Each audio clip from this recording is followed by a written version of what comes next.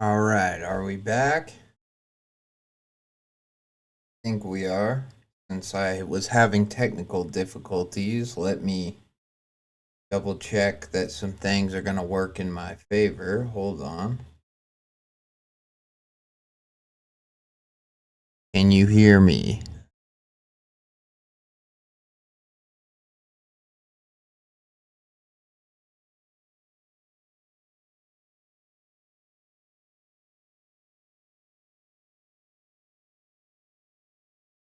All right.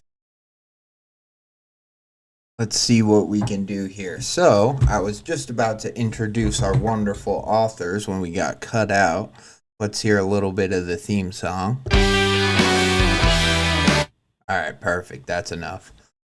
Um, So today we will be reading Help Me Make a Baby from disafex.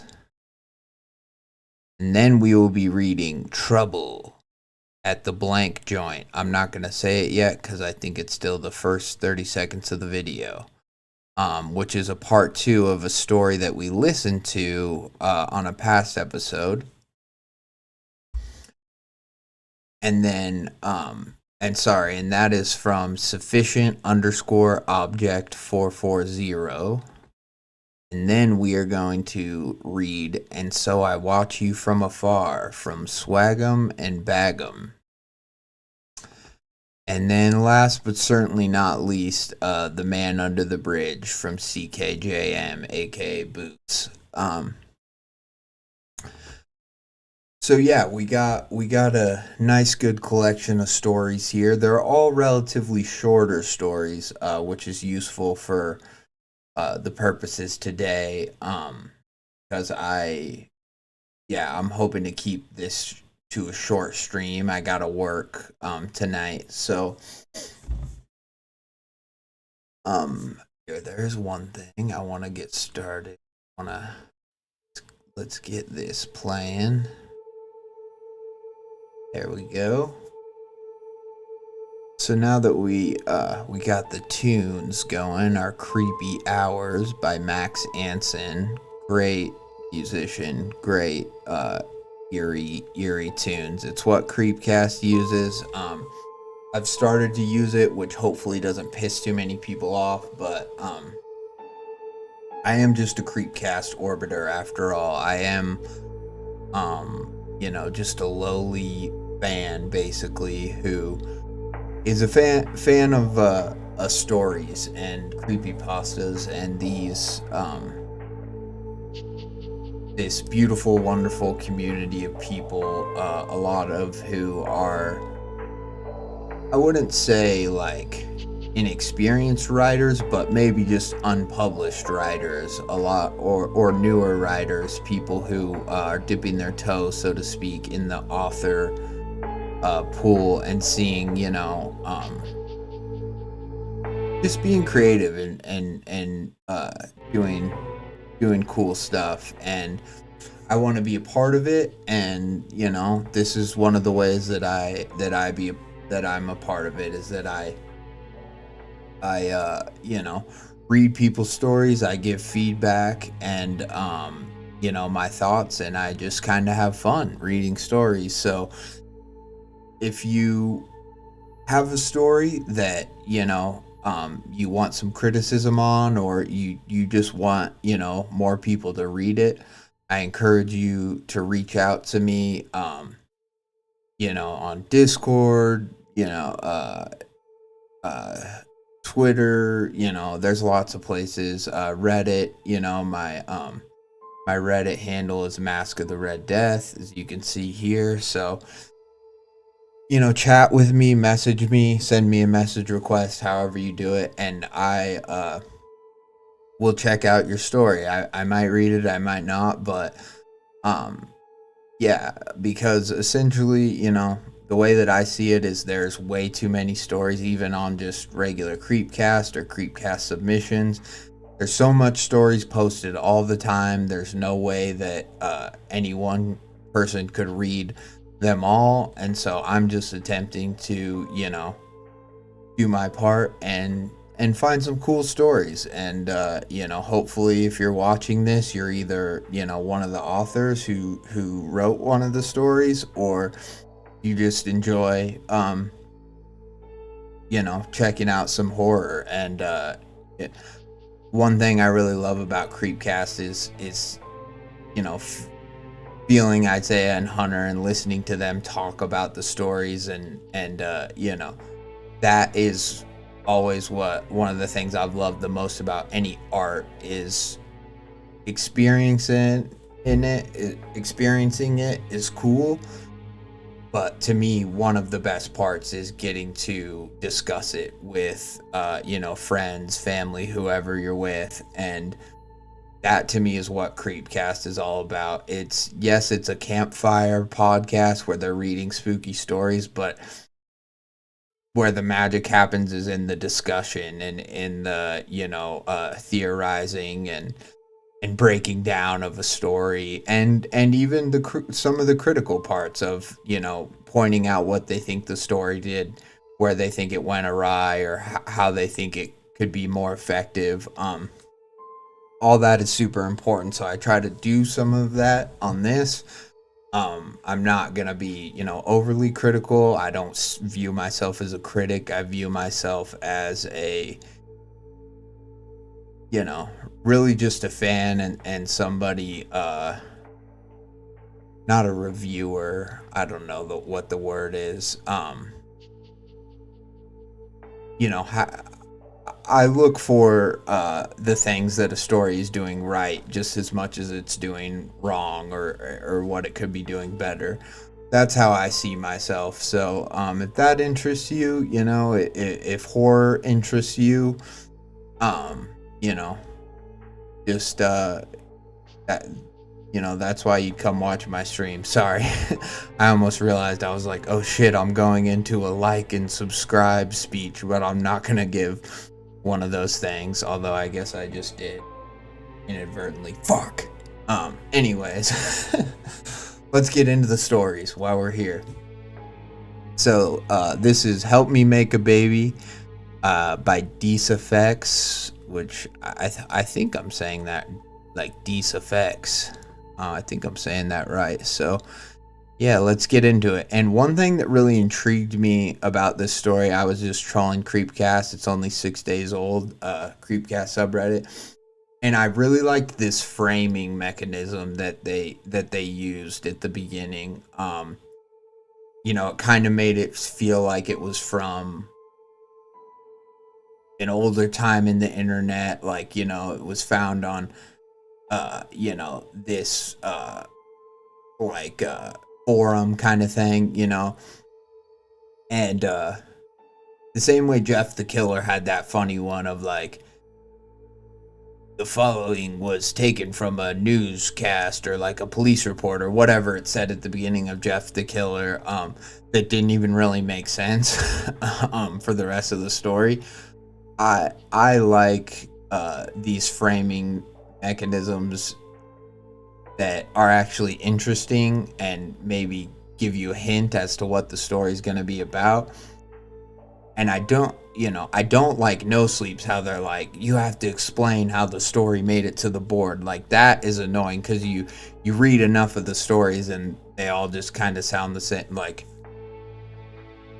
through this crazy series of events that I'm going to tell you about, my one last hope is here, Reddit, and it all just kind of amounts to the same thing. So those framing mechanisms get really repetitive. But this one, from what I just skimmed when I was first looking at it, I really liked, and it just made me want to read the rest of the story. But I didn't. That's the thing, is too, these are live, unfiltered reactions. I haven't read really any story that I read on my stream. I haven't read I haven't read before. Some I kind of maybe have hints from what's happened, because maybe I've looked at the comments or stuff like that. But this is my live, just unfettered reaction to the story. So let's get into it.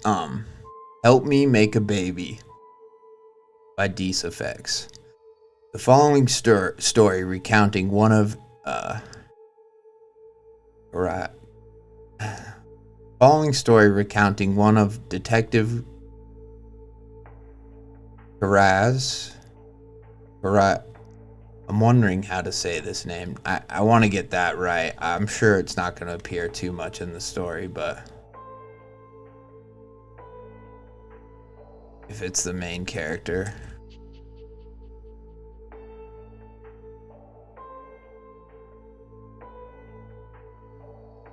Name here. I want to put name. Ted Karras. Oh, come on. Ted Karras. Karras. Okay. Yeah, and that makes sense with the apostrophe and stuff. Karras is. Okay. Following story recounting one of Detective Karras's experience working the unsolved Bergman case was posted on a now defunct anonymous internet board in 2012. The post was prompted by former user Nacho Cheese, who asked, "Any cops or detectives on here have any crazy stories, cases they would be open to talking about? I, 16-year-old male, am thinking about a career in law enforcement and want to know what I'm getting into. Thanks," smiley face. Replies to the post were mostly unremarkable, many noting that the amount of paperwork, the working hours, and being forced to engage with the criminal underbelly of communities they otherwise would feel safe living in turned most rookies away from long-term employment. Some offered more optimistic perspectives, encouraging the initial poster to pursue it if they felt called to. These posts were often accompanied by personal accounts of exciting or satisfying moments in their careers. Detective Karras, writing under the username F_Karras, posted the following. F. Karras. Okay, kid. Yeah, I'm gonna try to channel a cop's voice. Some people in my family are law enforcement, so I feel like I have a kind of a right, although I feel like I don't have a cop's kind of voice. But I'm gonna try. I'm gonna try to get into character. Okay, kid. I have one for you. In 1998, I was a homicide detective in a smaller East Coast city. It was a college town, lots of students, lots of people staying temporarily, and because of this, despite a relatively small total population, we had a lot to keep track of. It was mostly drug stuff, to be fair, but we stayed busy. It was summer and most of the kids had gone home for vacation. School was out, but there was always a sizable chunk of the student body that stayed home and pretended they lived there.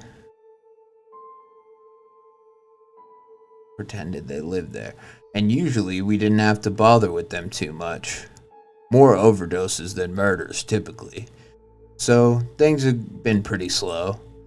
I came into work one morning, I think it was a Thursday, and my supervisor is rushing me out the door before I can even get to my chair.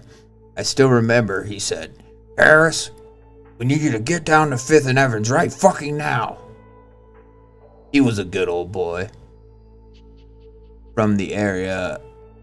Okay. He was a good old boy from the area. Talked real slow most of the time and never forgot the manners his granny taught him. Okay, so let me do that. Oh, talk slow most of the time. So yeah. Yeah. I never forgot the manners his granny taught him. So I knew when I heard him barking and swearing that things were serious. Obviously, I asked him what was up, but he didn't give me much. He said 2 beat officers responded to a call at some student living about 20 minutes prior. One kid came back early from vacation, found his roommate with a self-inflicted gunshot wound to his head. That made the rush even more confusing. Excuse me. But the only thing, but the only thing else I managed to get out of him before he practically shoved me out the door was, Frank, you know I ain't liable to bullshit you. Boys, the boys down, I think maybe there's a typo. The boys down there, I think it's a type. The boys down called in for backup, and well, yeah, the boys down. Yeah, I'm gonna say down, and I need to do the Chiefs voice. Boys down there called in for backup, and well, they ain't making any sense. I think it's their first body. I can't get a straight story. And I know you have all your ducks in a row. Go on and get out there and write me a report that don't sound crazy. Again, this only made me more confused. But I was at the steps of the police station at this point, and I figured that the quickest way of making it make sense was only a 10-minute drive downtown. Look, I never thought I would tell this to anyone, much less make it public. At this point, I gotta ask, what am I allowed to write up here? I don't want to put anything up here that ain't supposed to be up here, and I don't want to upset anyone. Let me know and I'll keep going. FK. Post immediately sparked interest, and a forum moderator responded within the hour. Whatever the DK Racer fan. Okay, Donkey Kong Racer fan. See, yeah, I like the names, and so it just adds a little bit of flavor, internet flavor that makes it that much more intriguing of a story.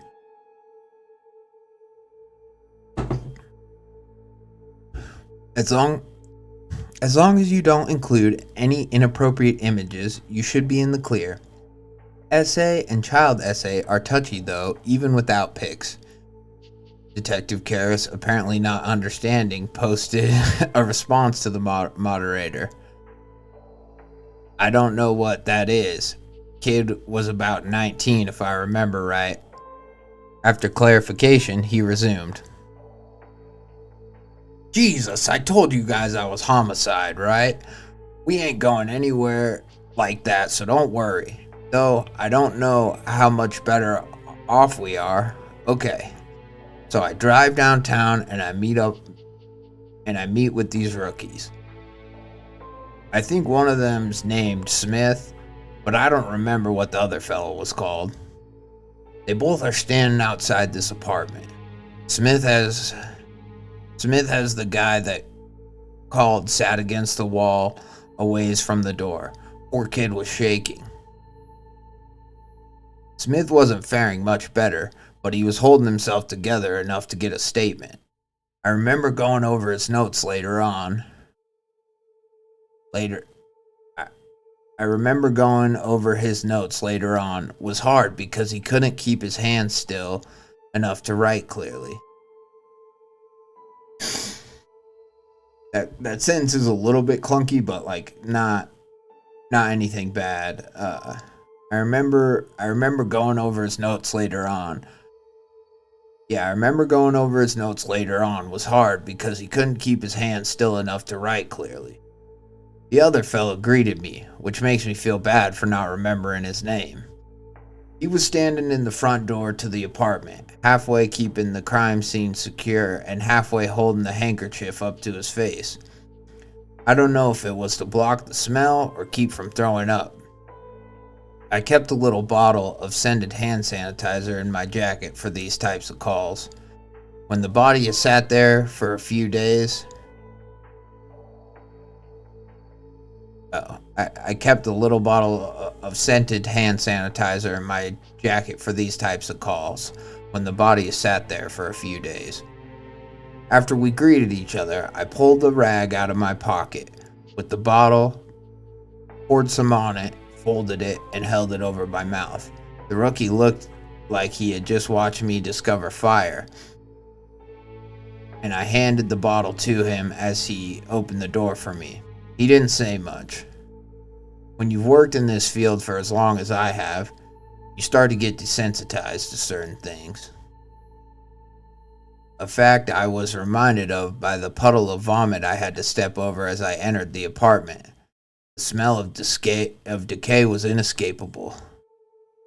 And the further into the apartment I walked, the less effective the rag held over my mouth and nose became. But I had dealt with far worse over the course of my career, and by the depth of potency of this particular odor, I guess that whatever the body I guess that whatever body I was going to find was only a week or two old. I feel like that's gonna be pretty bad. I mean, I guess. I don't know. I feel like that is, I don't know, maybe a month is worse because it's like rotting. But I feel like that 2-week mark is like one of the, it can be super strong. Week or too old. I scanned the cramp. Might have to stop doing the voice. Not that it's that much different. I scanned the cramped living room of the apartment, and I was able to find the actual source of the smell. So I called out to the rookie by the door. And I was unable to find the actual source of this smell. So I called out to the rookie by the door. Where the hell is it, man? I don't want to spend any more time in here than I have to. The rookie sheepishly and with a wavering, half-hearted attempt to project his voice enough that he wouldn't have to uncover his face, responded, Bathroom on the left, down the hall. I remember wanting to deck both of these kids, or at least call them both pussies back at the station, but I'm glad I held my tongue. Listen, kid, I know that this is long-winded, and part of that is because I really don't want to talk about the next few moments of that morning, and part of it is to show how jarring this shit can be. You never know what you're going to walk into, or if you get to eat breakfast and have a cup of coffee before God shows you the worst things his creations can do to each other. I've seen parents beat to death by their own kids. Kids beat to death by their own parents. Gunshot wounds and stab wounds in places below the belt I don't particularly want to describe. One time we found an elderly woman's right hand and left foot in an abandoned Kmart parking lot, and that was all we ever found. I've seen people kill themselves in every way you could imagine, and some ways that you definitely couldn't. I've seen a lot of fucked up shit. And it makes it hard to have any love for humanity. I've put bankers and fry cooks on trial for the same offenses. I put people, men and women, of every race and age behind bars, all for the same primordial crime first committed by Cain against his brother. In the however thousands or millions of years in between then and now, we have changed a lot, but one thing hasn't changed is our capacity for evil and violence against our brothers and sisters. It goes beyond anything I can make sense of, and if there is a God and a hell, if the sins of our forefathers so offended him that he felt the need to wipe the earth clean and start over, then firstly,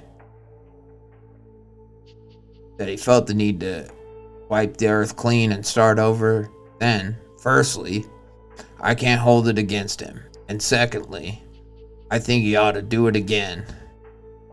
Is this what you want to get into, kid? For the rest of your life? Enough stalling. The first thing that came into view as I approached the bathroom was the shattered mirror. It had been shot once. Approach the bathroom mirror. It had been shot once. The bullet made contact a few inches above the sink, as if the gun had been fired from the hip rather than from eye level, a fact I momentarily considered strange. People shoot mirrors more often than you would think. I'm no psychologist, though I figure it has something to do with low self-worth, dissatisfaction with your appearance, or both. Regardless of why people do it, they always, without fail, aim the gun at the reflection of their face. I'm stalling again. I'm stalling again. The next thing I noticed was a stool, then a foot. The body was apparently slumped against the wall, opposite the mirror just outside of my view. I continued, steeling myself for what came next. When the rest of the leg came into view, I knew something was wrong. The foot was undoubtedly that of a full-grown man. Well, a teenager, technically. The leg was the diameter of an adult's as well. But the length was all wrong. It was too short. The proportions didn't make sense. I thought my eyes were playing tricks on me, so I nutted up and rounded the corner. What came into view was strange to say the least. And a rookie cop being able to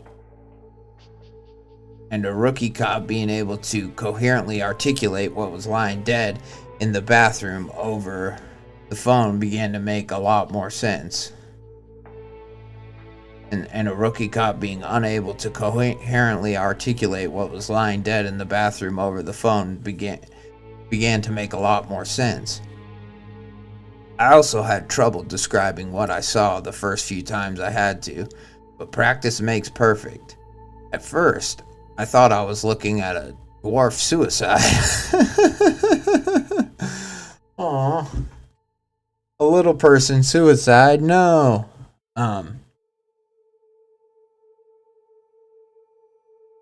Suicide is tragic. Unaliving is tragic. But I mean, something about that. A cop, the cop's like, my first thought was this, something about that is just funny. Not that it wouldn't be funny if a little person committed unaliving, but just the fact that he, his mind trying to make sense of this weird scene is like, at first I thought it was this, I find that funny. Sorry if anyone's offended. At first, I thought I was looking at a dwarf suicide, which would have been rare and strange, but also wouldn't have been a first for me. But again, the proportions of the limbs, typo here, the proportions of the limbs to the body and the head didn't make any sense. Okay, well, what was left of the head? Shotguns are messy. I took to calling it an it because the thought of something doing that to a real person still bothers me. Had on a child's hospital gown and its back against the wall. So the only exposed body part other than the head and neck were the forearms and hands, and the calves and feet. Both were abnormally short, with the stature at the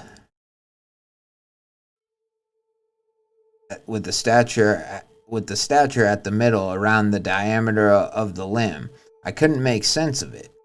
Further inspection of the body revealed that, along with also being abnormally short, the same stitched up wound could be found on both arms, 2 inches above the elbow, and on both legs, 3 inches above the knee. In examining the legs, It became clear that the victim was also wearing a soiled adult diaper. I became slowly convinced.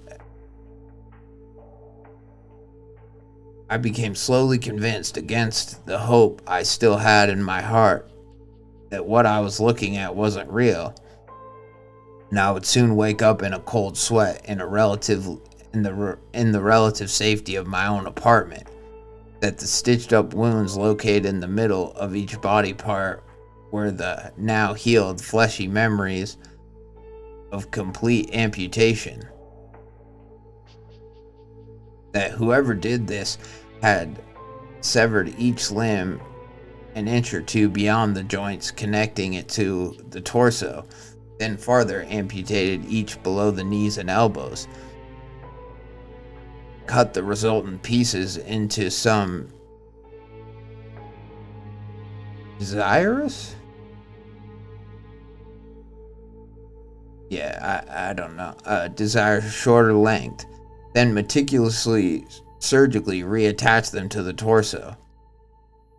The mangled mass of flesh and bone that the shotgun blast left behind, unambiguously self-inflicted despite the other, clearly non-self-inflicted wounds, concealed another morbid puzzle piece that, at the time, struck me as just another sadistic torture inflicted onto the body. All of the victim's teeth had been removed. The surgical alteration of the limbs, while barbaric, must have been done with enough professionalism to shorten them without rendering them completely useless. But the scarring on the gums and lower jaw, not much was left of the upper jaw, implied the use of less refined methods of extraction. I guessed at the time that pliers had been used for this task, and the coroner, after the body was autopsied, while unable to determine with absolute certainty, generally agreed. The coroner also informed us that the victim, despite being an adult male, was completely hairless. Chemical analysis showed that rather than being shaved clean, some sort of topical hair removal cream had been used. No other particularly notable bodily aberrations were found. Based on X-ray analysis of the skeleton, the coroner confirmed my initial horrific assumption about how the limbs had been mutilated, and the estimated time of death was about 5 days prior to its discovery.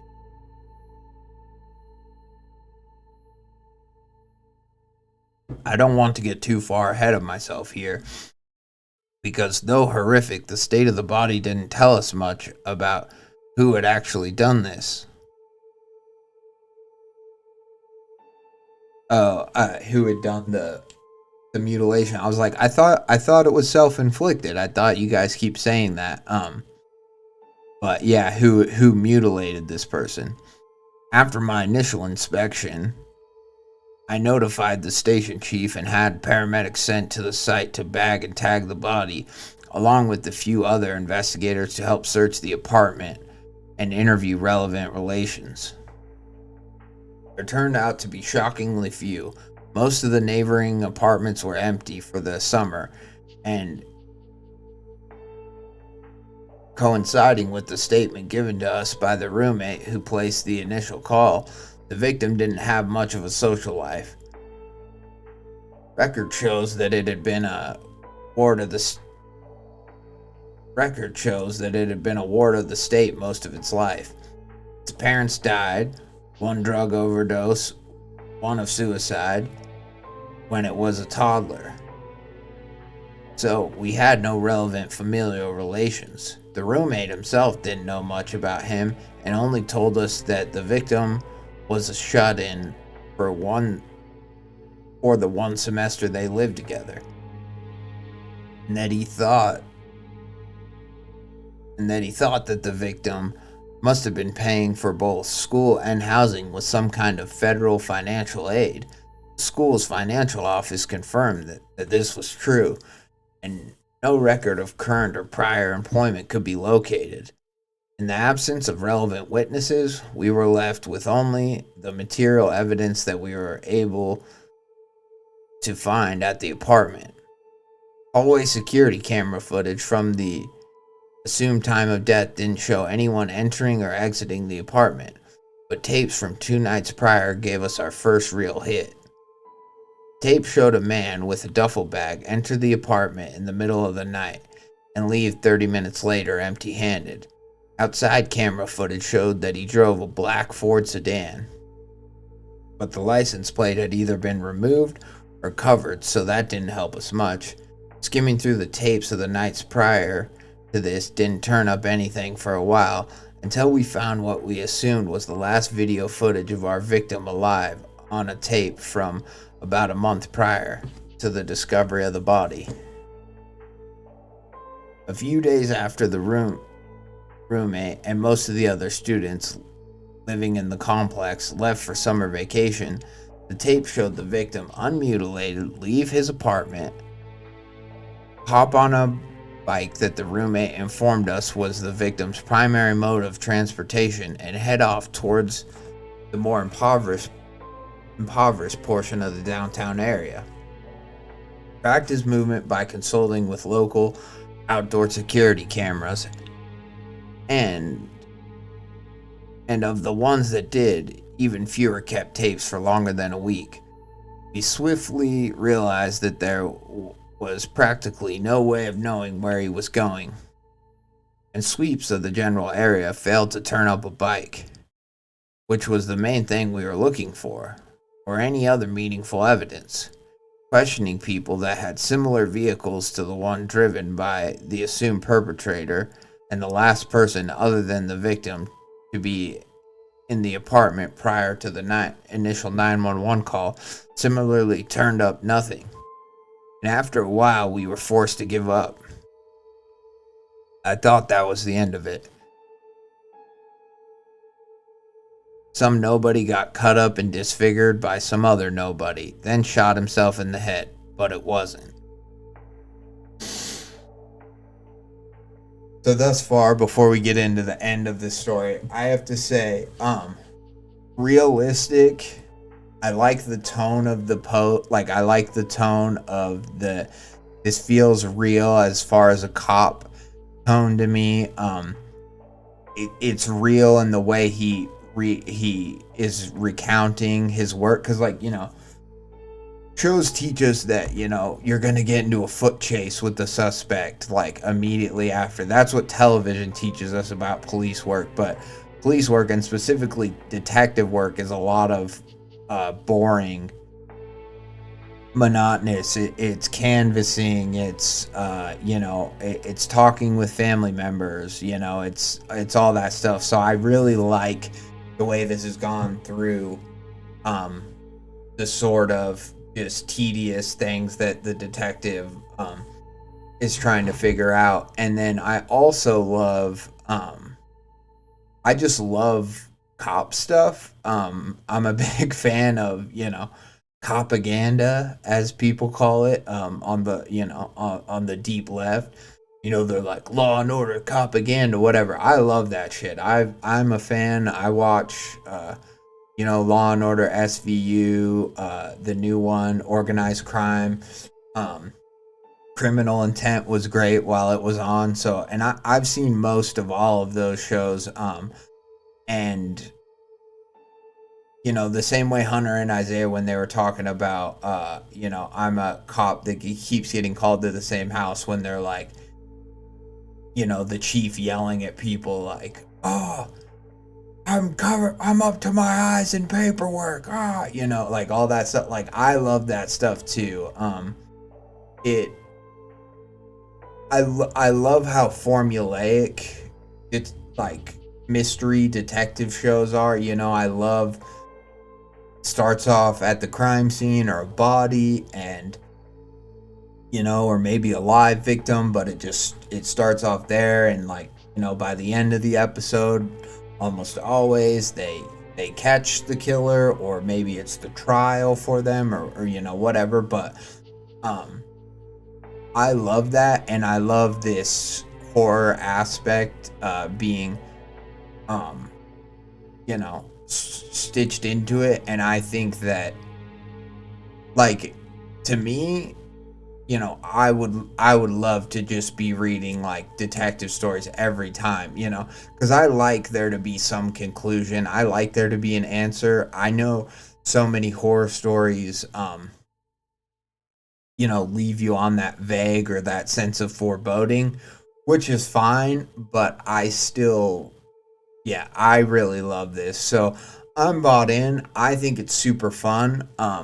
The writing is good. It's well crafted. It's believable. It's in the tone. All the officers' posts are in the tone of this officer. There's maybe a few like run-on sentences or long paragraphs, or maybe even the things are worded can be a little bit confusing to me reading it. But I even like that because it's a guy who's not like, he writes police reports, is the way I'm thinking about it. So he just gets down. He's just used to getting down like all the information, and he's not, and I'm not saying that this is poorly punctuated, I think it does a pretty good job, but it's believable to me that this is just a cop who's like, well, and then we had to do this, and then we did this, and then, you know what I mean? And so, even in terms of like the form of the writing style and the long, big paragraphs, I love it. I'm like, it makes sense to me. It's cool. It doesn't, it doesn't feel like, and at the beginning where he's talking about like, I'm stalling and all that stuff, like, it's believable to me that he's like, because he thinks he's talking to someone else who wants to go into law enforcement, so, or he is talking to someone else who wants to go into law enforcement. So it makes sense that at first he would kind of tell him about like, well, this is why I became a cop. Not that he did that exactly, but he's telling him his philosophy about, if God drowned the world again, that would be okay with me. He can't do it soon enough. And this is what we called uh, in like my college classes, and I took a detective fiction writing class, and this is the hard boiled detective. He's seen too much, right? He's seen too much. He's done too much, Um, but he's just going because it's all he knows. He is like the definition of a um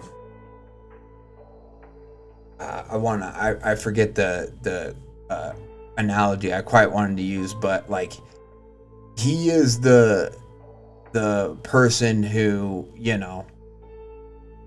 if they want to fire me, or like, if they want to make me quit, they'll have to kill me. Like, he's continuing in it because the job is all he knows. And that's a common, trope in detective stories in general, but specifically, you have there's really, most detectives fall into these two. There's, and this is just in detective fiction, this isn't real life, but you have the eccentric, usually smart, you have the Sherlock Holmeses, the Hercule Poirot, Agatha Christie. You have those style of detectives where usually their intellect and their like cleverness is what kind of sets them apart, and everything else. Or you have the Hieronymus Bosches, the uh I'm trying to think of like another another one from fiction specifically. Anyways, it doesn't matter. I don't need to give a bunch of examples, but those are the hard-boiled detectives where they're good at their jobs and they'll put it together and they'll solve the case most of the time, but they're not um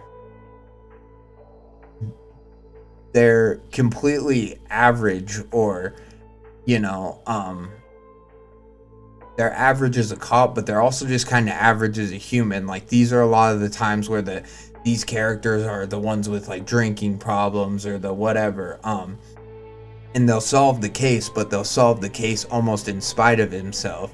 And I've heard people make the argument that, like, well, Sherlock Holmes is like a drug addict and he's, blah. And so, like, isn't he a hard-boiled detective? Which, yeah, of course there's overlap, hard-boiled detectives are also good detectives who are smart too, but they're, Sherlock Holmes, the fact that he's a cocaine addict or whatever, opium and addict, stuff like that, that's only a small part of his character that's mentioned in whatever. What's continuously, shown in those stories is how his deductions and his intellect set him apart. And then the hard-boiled detective is more the what do they call it? The boots on the ground, like, that's the detective who's just simply going to day in and day out solve the case because he's gonna work the 12-hour days and neglect his family and all that stuff, you know what I mean?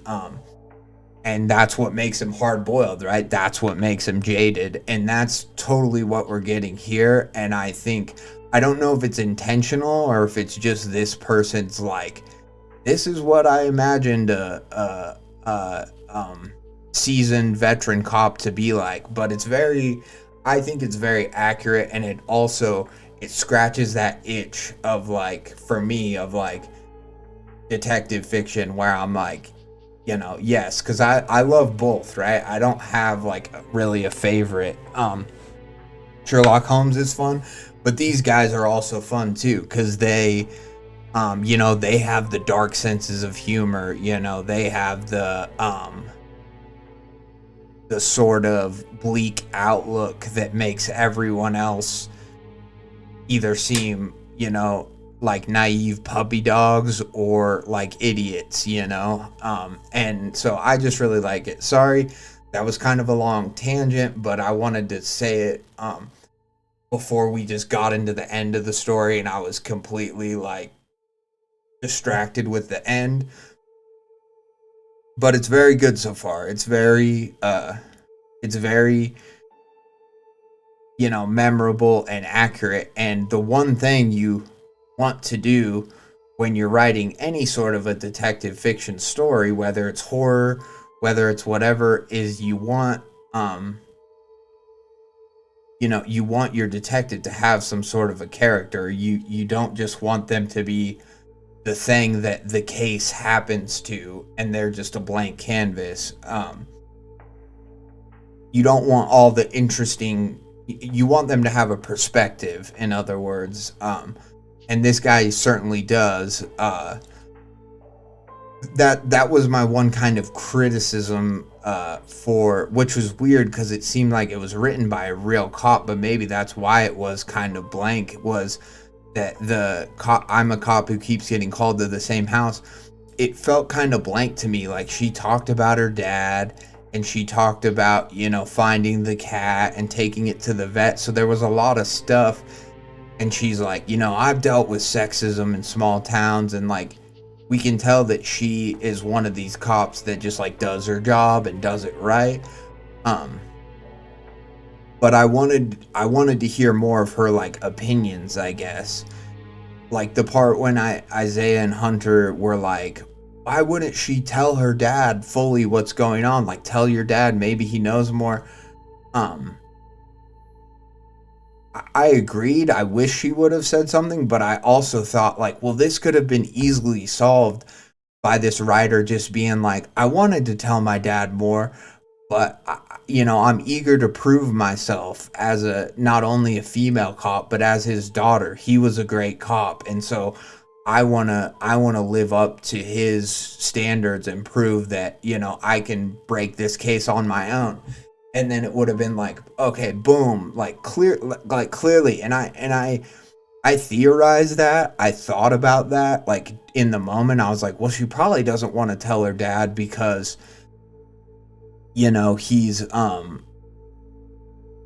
because he and his friend was kind of like her partner in that story, um they're the old guard and she's the new guard, right? She's eager to prove herself. Like, not only is she a woman in a, kind of sexist small town department, but she's also just that young cop where it's like, she wants to be the one to figure it out. And so to me, it made sense why she didn't tell them, but it also wasn't fully explained enough. And had we just had that little extra line about, like, I wanted to prove to my dad that I could be like the cop, the cop he trained me to be, kind of thing, or something like that. Just a little something that would have made us go, oh, and then it would have illuminated more of her character, you know what I mean, which would have been great for that story. So that was one of my criticisms about that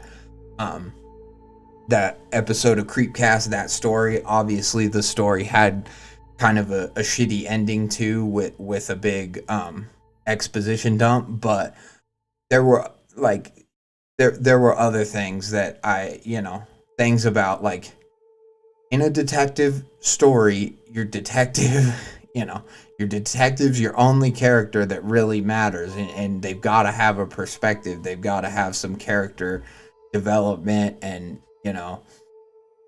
we want to know something about them. We want to know if they're an LA cop, if they like to surf. We want to know that. If they like with Harry Bosch, all he really does other than be a cop is sit and, like, drink and listen to jazz. We want to know that. It adds to his character. It adds flavor. Or he goes to, like, jazz clubs and shit. We want to know that. So anyways, and even though we don't know much about this Karras, this detective Karras, we got that beginning part about his perspective on what he's seen and stuff like that. Even though that's pretty typical of a cop, it makes me feel like I know him. It makes me care about what happens to him and what happens in the story, because we know something about his perspective and stuff. So anyways, back to the story. Sorry, that was a long rant.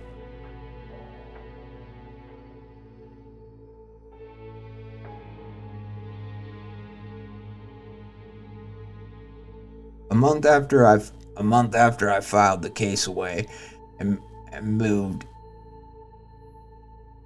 on to another, I think it means to say.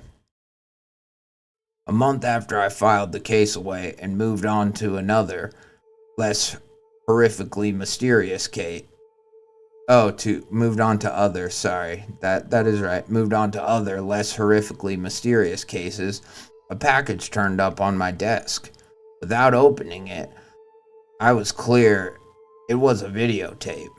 But I was reluctant to look inside because of the brown paper that it came wrapped in, and had no return address, no postmark, and wasn't addressed to me specifically. Instead of my name, the black marker on the outside of the paper simply read, "To Homicide." This being incredibly strange, I asked the front desk clerk that I assumed delivered it to my desk where it came from. And she told me that a man in a black hoodie and sunglasses pulled up to the door of the station on a bike a few minutes prior to my own arrival, walked through the front door, gave her the package, walked out, and then, instead of biking away, began walking toward the lower downtown area.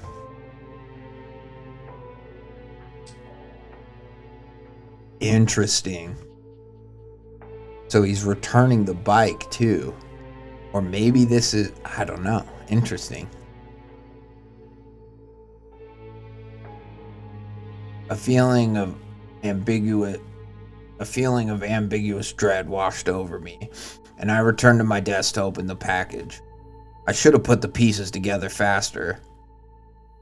If I had, I could have had officers sweeping the streets a mere half an hour after the hooded individual's departure. but time and my work on other cases slowed my ability to understand and act accordingly. I opened the package.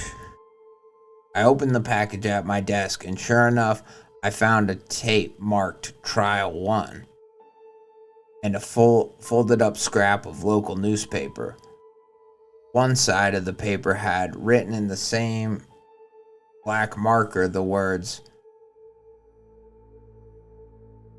"The next try will be better." And the other side had a portion of a help wanted column that runs on the back of most papers.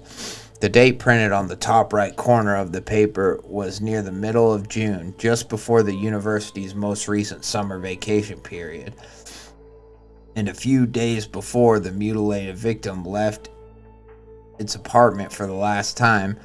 A submission to the help wanted column was circled. It was only one sentence and a phone number. The sentence read, "Help me." There's only one sentence in it. The sentence read, "Help me make a baby." I wasn't even thinking about the title throughout this whole story. I'm so dumb. Okay, very funny. Or, well, not funny, but very, very clever, or, clever, and yeah. The sentence read, "Help me make a baby." The bike outside the station was confirmed by the roommate of the victim to be the same one the victim was last seen riding. The phone number was for a payphone on an innocuous side street downtown. The contents of the tape, without getting into too much detail, showed the victim after his mutilation, but prior to his death.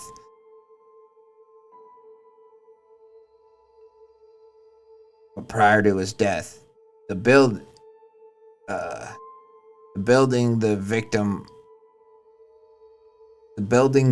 was filmed in was unidentifiable. See, it's not, again, I like the story. There's just some things like this that I think could be just the building, the building it was filmed in had no identifying characteristics, or, the building was unidentifiable. Like, the building the victim was filmed in was unidentifiable. I get why it says the victim, but I don't know, just little things like that I'm like, I wonder if there's a more clear way to say that. I'm not going to sit here and suggest ones, and it doesn't really matter to the story. It's ultimately inconsequential, but there just are little things. But again, I'm like, he is a detective, so it's like, yeah, it kind of makes sense. The building the victim was filmed in was unidentifiable. So again, just something to think about, but I also am like, no, it makes sense, so maybe I'm just wrong. The perpetrator of the mutilation was never in front of the camera and never spoke. The victim, clothed in an ill-fitting toddler pajama set, likewise never spoke. The only sounds coming from the tape being muffled sobs from the victim as he lay writhing in a 4-foot by 4-foot pack and play surrounded by baby toys, while a single note rendition of Itsy Bitsy Spider could be heard emanating from somewhere out of the frame. Never found a suspect. I resigned a few months after I was forced to close the case yet again. I assume this monster is still out there, and I hope he hasn't taken any more victims, but I feel certain he has. My advice to you, kid, is that you find a more wholesome occupation. Boom! Wow. Help me make a baby. Wow, that was a banger. I went on my detective rant. I like it. And I like that it's the detective telling his own story. In Sherlock Holmes and so many other stories we have, whether it be a narrator, we have somebody else to tell the story of the detectives. I like hearing the detective's own voice, and it rings through this story. I like how with the title and everything, it makes sense, you know, help me make a baby. Again, I read this title, but especially when I start my streams, it's like, I don't know, my brain's not on yet or something, but I feel like it, it didn't even occur to me. And I was like, okay, so the teeth are pulled and the arms are cut and all that stuff. Kind of like with that most recent loss of innocence thing, a story, sorry, that they read on the fan episode. We kind of have a similar thing here where, you know, the friend, the difference was in the last story, it was the friend, you know, killed a woman and went insane and you know, pulled out his teeth and was left in the shitty rags in his apartment and just kind of went insane. And with that story of loss of innocence, you know, at the end he goes to like to get help. You know, his friend, he's gonna attack his friend, but then he doesn't, and so the paramedics come and they take him to get help. I almost wonder, and this is kind of a crazy fan theory, but I do think the timelines might match up and stuff. What if, not that this is the same author, I don't know if it is, it could be, but I don't think so, because that story was deleted, so actually we don't know, but or actually we do know who posted. I could look it up, I can figure that out later, but kind of something fun to think about is, what if that friend who went crazy and pulled his own teeth out and all that stuff, he went to, you know, a mental hospital for a while, and then he got out, and now that guy, because, you know, he thinks that, you know, people, he blames aging and maturing as the reason for him killing this woman. Maybe now he wants to turn other people into babies and pull out their teeth and like cut their arms and stuff short, you know, and sew them back together as a little, you know, baby person, whatever, with the creepy shortened arms and hands. And I don't know, it's just something I just now thought about. And yeah, like that would be fun. Or maybe this story was in part inspired by that story, and that somebody heard that and then was like, that would be creepy. What if there was a killer who just, you know, wanted to make other people into, kind of like how, you know, how people have that baby fetish or whatever, where they, you know, like Hunter did the video on where they sit in diapers and piss in them and all that gross shit. You know, what if you kind of took that same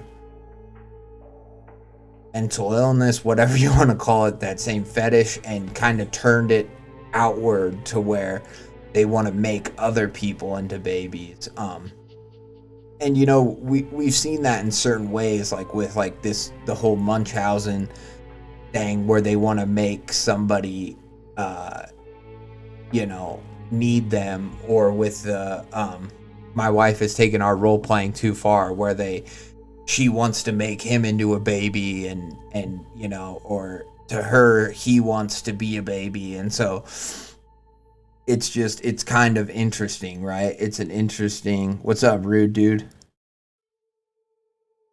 Loss of Innocence is one of my all-time favorites, on par with the literary excellence of Who Was Phone. Yeah. Loss of Innocence was good. What I was just discussing it in this story, because I just finished it, but I don't know how long you've been here, but yeah, is that, you know, he, you know, what if our guy who became the baby monster from Loss of Innocence, what if he's the killer in this story? What if he gets out of the mental institution and starts trying to turn everyone else into a baby, you know, kind of thing, to stop the evil of the world, is how he sees it in his mind.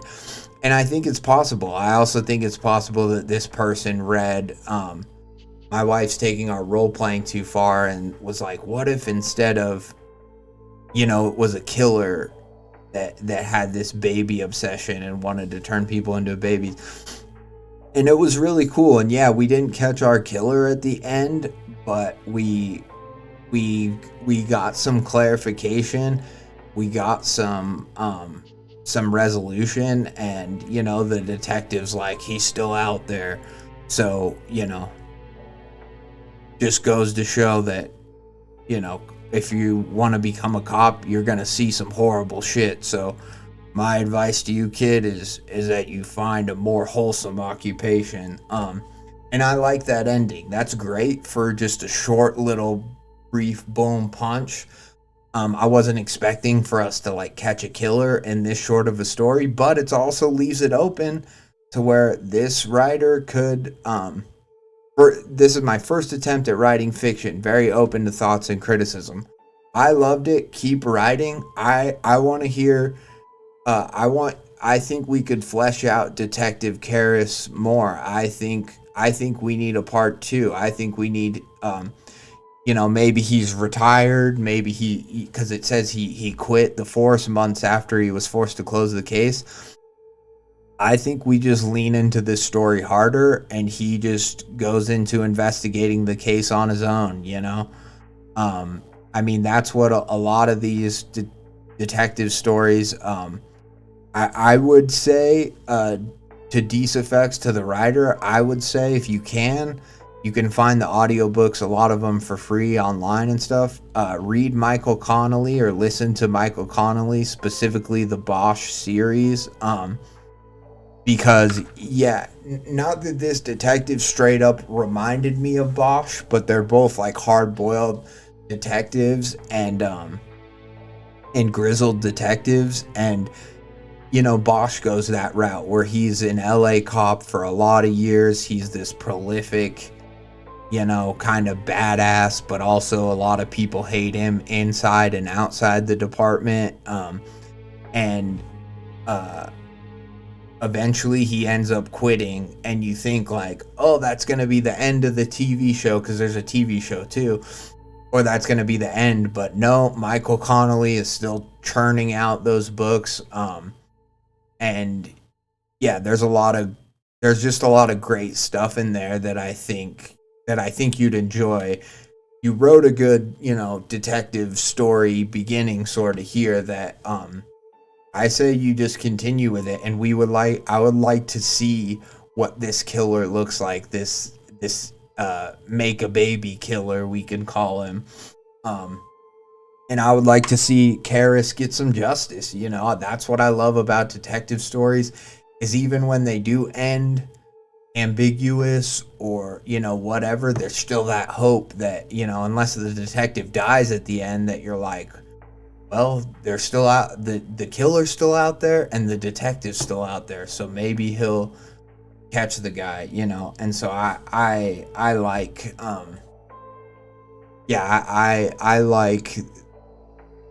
I like what you have here. I think it's a solid first attempt. I really like I said, like your framing mechanism, and the fact that this is just a cop who, I imagine he's kind of bored, right? He's retired now, he's quit.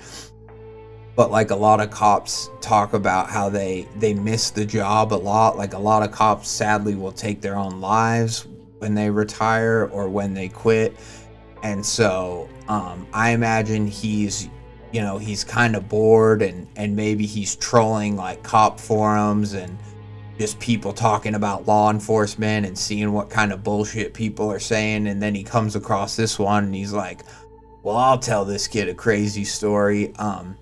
And that could kind of go, and you could keep going with this mechanism where he goes, well, the cop goes, well, enough of you guys said you want to hear what happens, and there's been some developments in the make a baby case. Or you could, if you want to move, if you don't want to just keep on this same thing, you could just go, people have been asking me to post more stories on here, so I guess I'll post about this other case, and you could do it like that, and you could do it in this short format where it's not each one's not a full length novel, or even like, even a long multi-part short story or anything like that, but you could just do it in these quick little posts where, and so each one's kind of, like I guess my point being is I think you have the great beginnings of a short story collection where it's like, the cases of Detective Karras and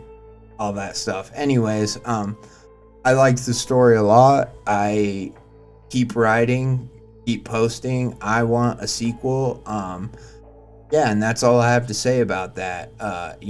We need justice for the baby, the baby killer. We need to bring him to justice. And it says trial 1 and stuff, so it's like this is clearly indicating that there's more coming, right? I think our writer definitely left it open to, people, more bodies are gonna drop, and so I think it's ripe for a sequel. And then one thing, yeah, there was something else I wanted to say about. I'm trying to think. Oh well, it must not be that important.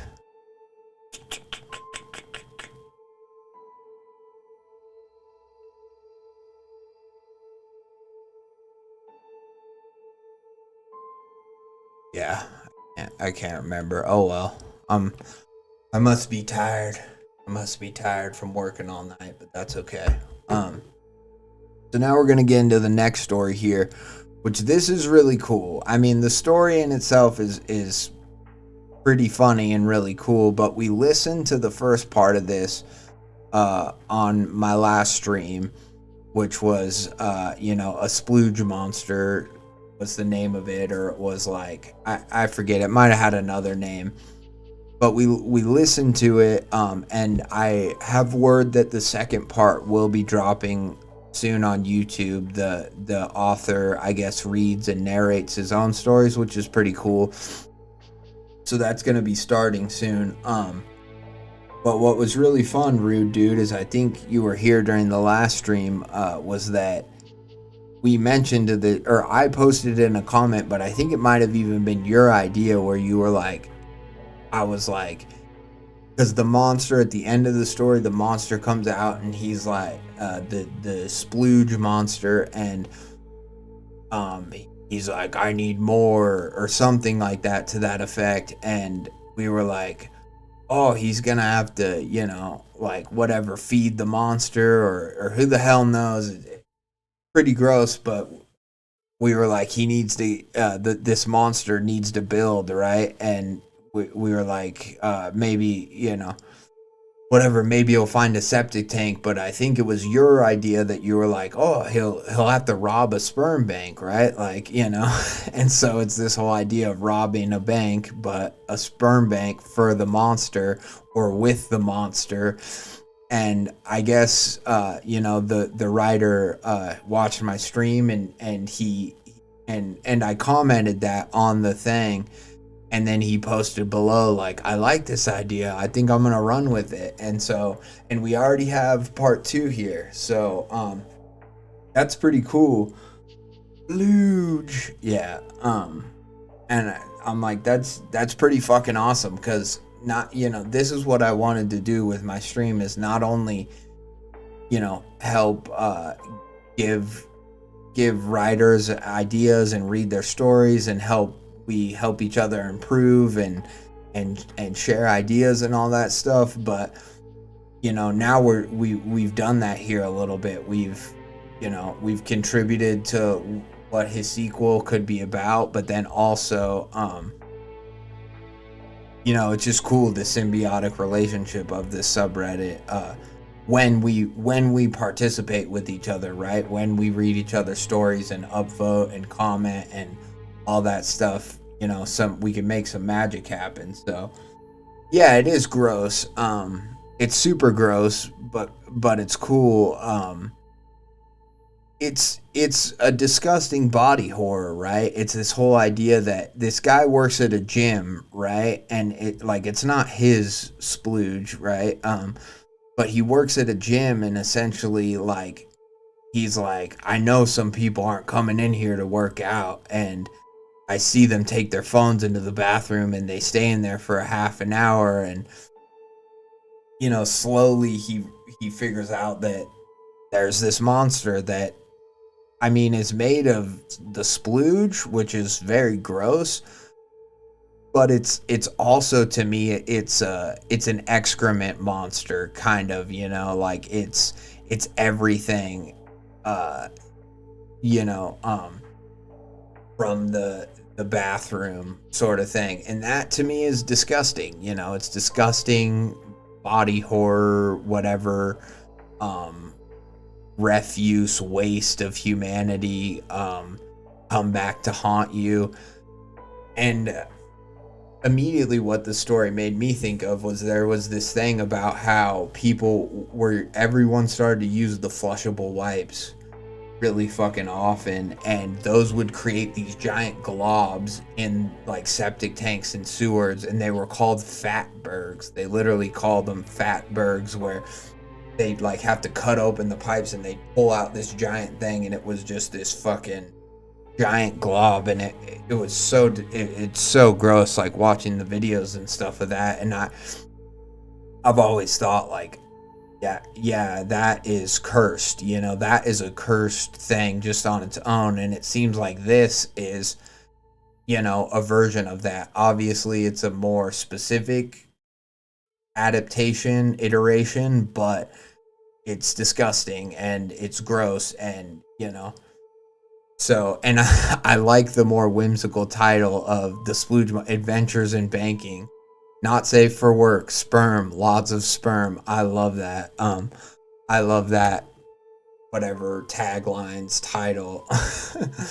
So let's get into this.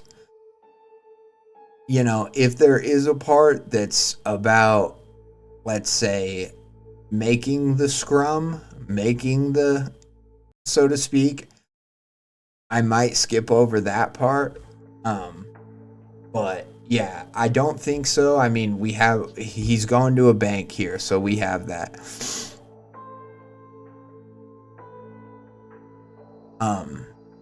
Sorry, my headphones just died, so hopefully the background music isn't too loud to where it comes in through my mic. Let me know though, guys, if it's causing audio problems. Not safe for work, sperm, lots of sperm. I'm the site supervisor for Northwest Cryogenics. See, this is interesting, because I thought it would be our guy who works at the gym. I thought it would be from his perspective, but already, if we're getting a different perspective, this is kind of fun. This is kind of cool. I'm the site supervisor at Northwest Cryogenics. We're a fertility storage facility, but internally, everyone just calls us the jizz joint. I manage inventory, security logs, staff rotation, scheduling, and specimen integrity. You'd be surprised how clinical it all feels once you're in it. 12 men under me, all technicians. Oh, she's a female. Okay, she's a female. That's funny. 12 men under me, all technicians. I was the only woman on staff. That never mattered to me right up until it did.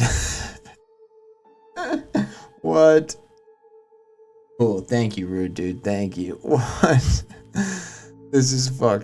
Okay, anyways, right up until it did.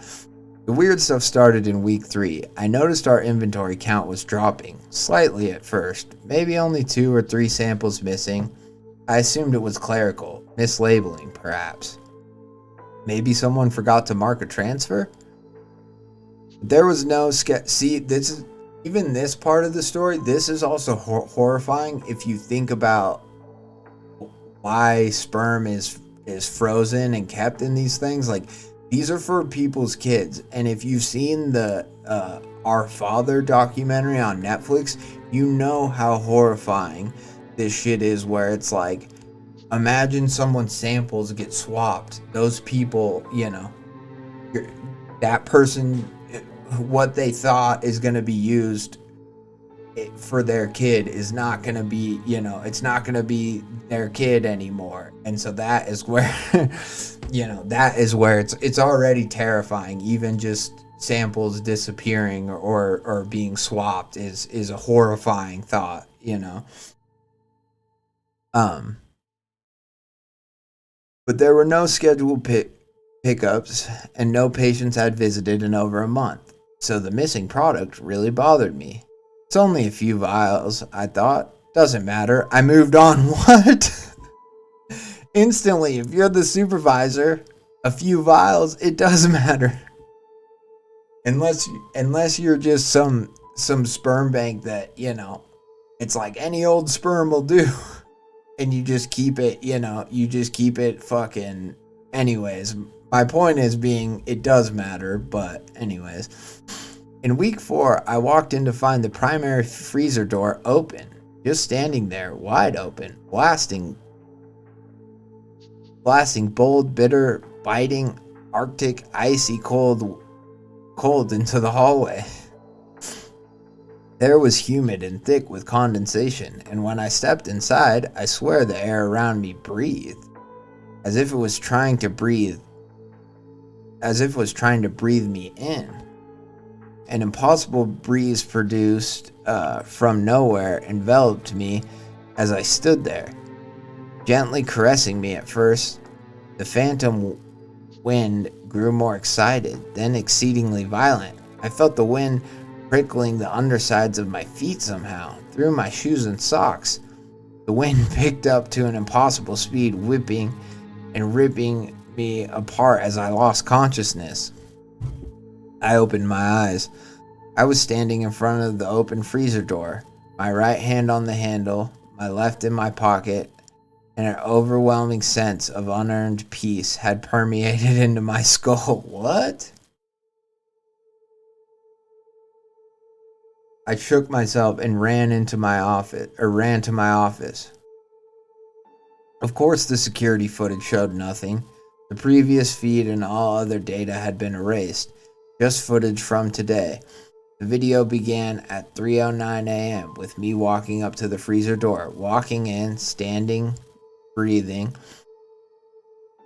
I embrace seemingly empty air.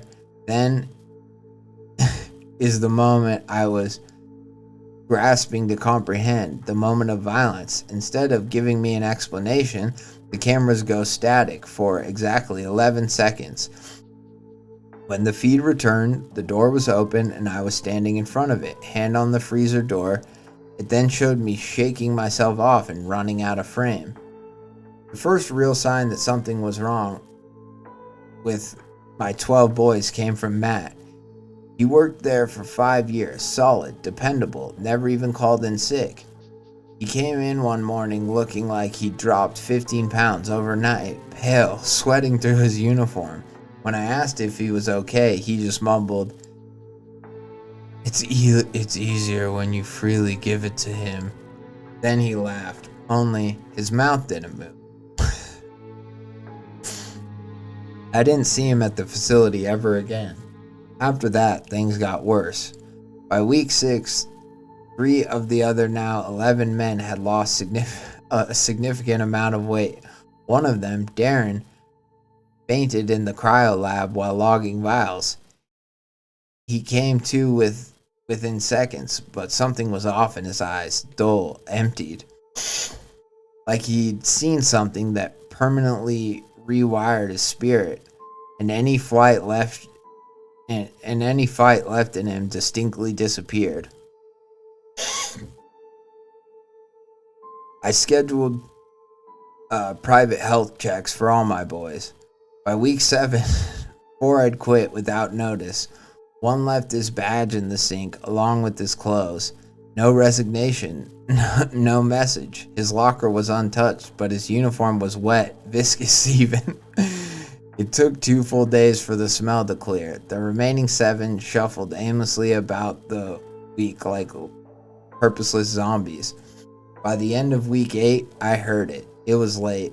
I'd stayed after hours to conduct a solo inventory audit, thinking maybe the count was off due to the overlapping log sheets.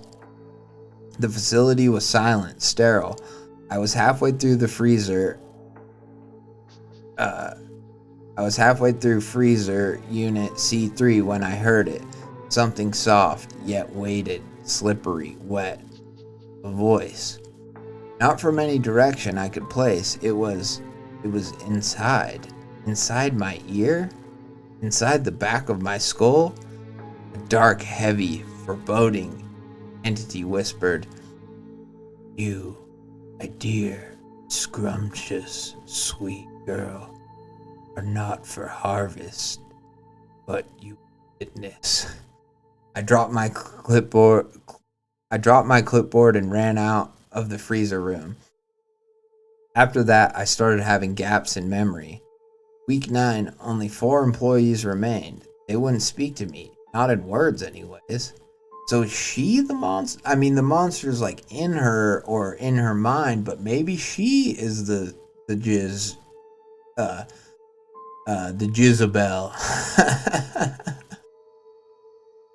Anyways, they stared through me, smiled, an aura of acceptance, accepted sad surrender around them. Sometimes they hummed. One of them, I think it was Mark, began bringing in flowers. He would whistle as he walked to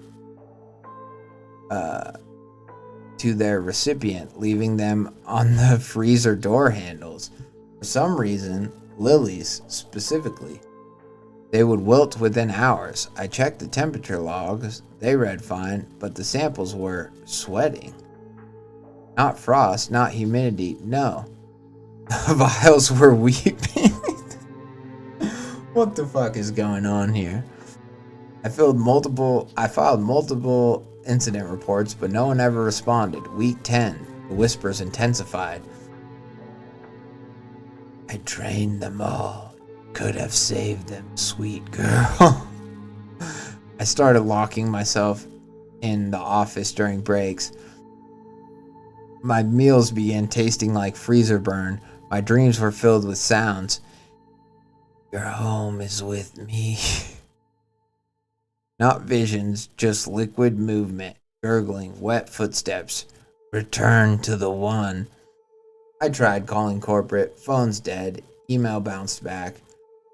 I looked up one of the former employees on Facebook, Eli.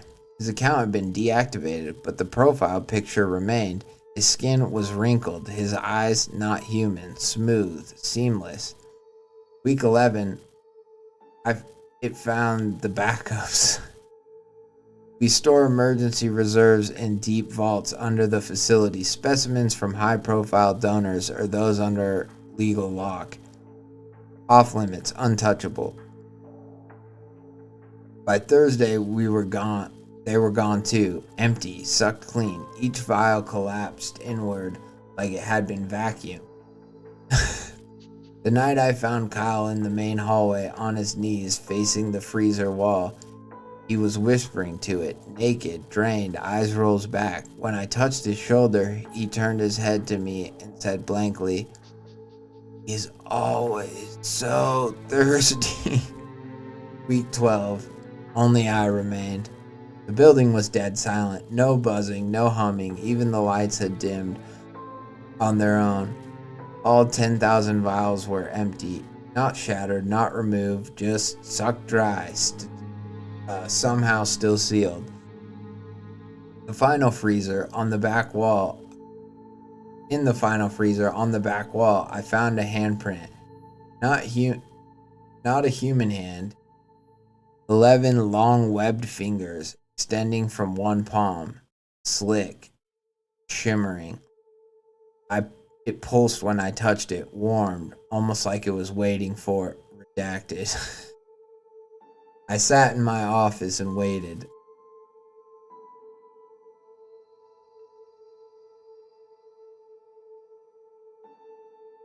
Yeah, I know. Psychic sperm monster is pretty nuts. Pretty intense. Um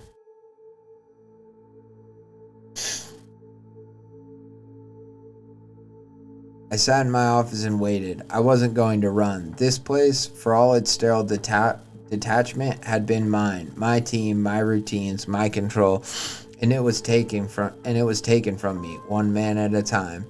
Around midnight, the silence broke. Something stepped into the hallway. I didn't hear it. I felt it. Like the air turned to molasses. My chest tightened. That line is like the air turned to molasses. That line is ugh. I mean, it's good. It's good, but it's brutal given the context of the monster and the story. My chest tightened. My bones creaked like they wanted to cave inward. I then saw it. He was tall, yes, but longer than he was tall, really. Every part of him seemed wrong, like he was stretched to fit a dimension not meant for him. His translucent white body reflected light with a stomach-wrenching sheen, like stretched sputum under a heat lamp. No eyes, no face, just a gaping cavity where the eyes, nose, and mouth should be, surrounded by a mass of orifices in a variety of shapes and activity, speckled across its entire massive form. The mouth opened quickly with great intensity, not with a roar, but with a low, wet inhale. You've kept them fresh for me.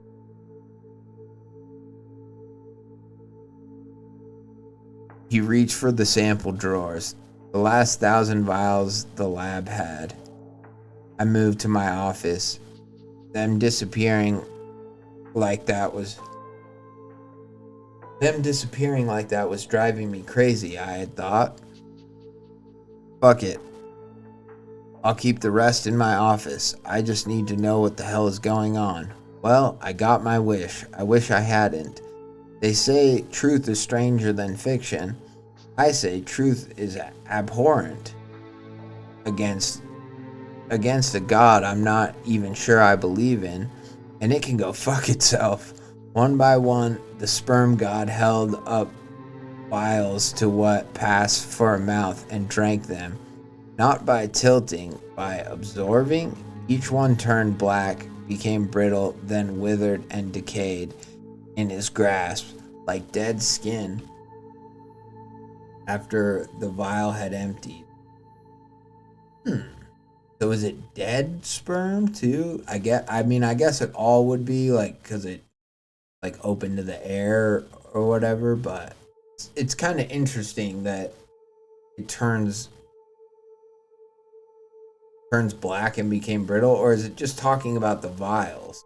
I don't know. After the vial had emptied, when he finished enjoying the last of what he deemed all men had to offer, he turned to me.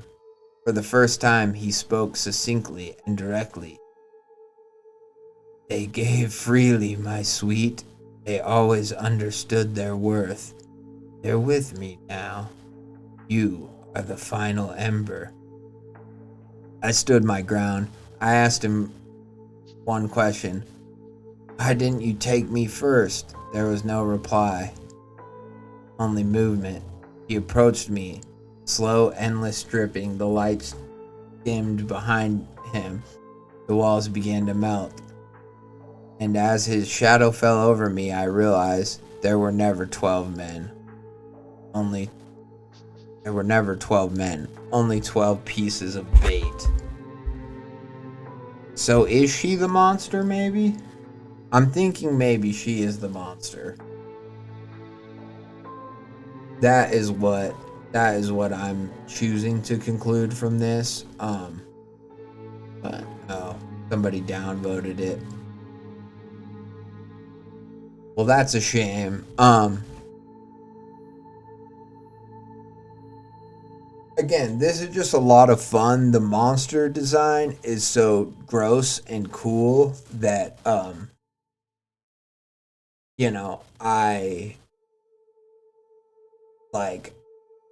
like it's totally unique and it's totally taboo, which is why I'm like whoever the author who wrote this, very brave, because it's very clear that a lot of people will just, by the title and the name of the monster and stuff, they will just get turned off. They will be like, some people will be like, this is stupid, this is um whatever, this is just crass for the sake of being crass. And so that will turn some people off naturally. And I'll admit, like, even when I saw the title and stuff, I wasn't like, oh, that sounds awesome. I was like, gross. Well, and then, like, I just kind of thought about it, and I was like, well, that's a pretty disgusting, like, monster design. You know what I mean? And so that immediately made me kind of pause and go, like,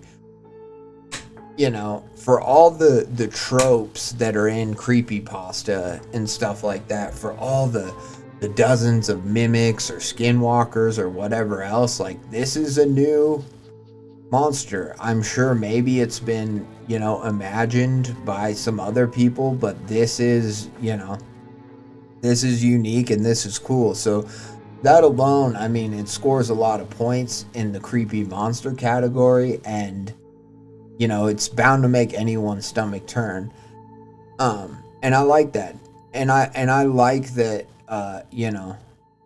that you took, you watched my stream and that you took that idea. I think that's great. That's awesome. I was a little bit, like, not lost, but a little bit, like, confused by the whole, like, he's putting thoughts into her head kind of thing. I was like, because to me, the supernaturalness of this monster is just that it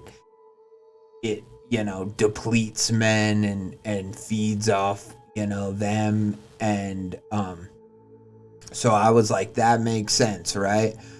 And it's already creepy, and it lives in the sewers. It's creepy and supernatural enough that I was like, that's all I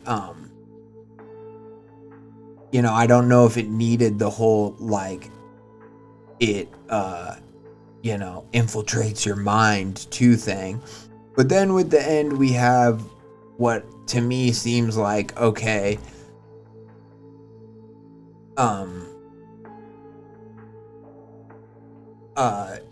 maybe she is the monster, maybe, and so, and because that's kind of ambiguous, I'm like, well, I don't know how I feel about it. I guess it's cool. It's kind of like an origin story, I guess, maybe for this monster, and then it moved to the pipes and found found the gym and stuff like that. Like, it was born in this facility, right? It was born out of all this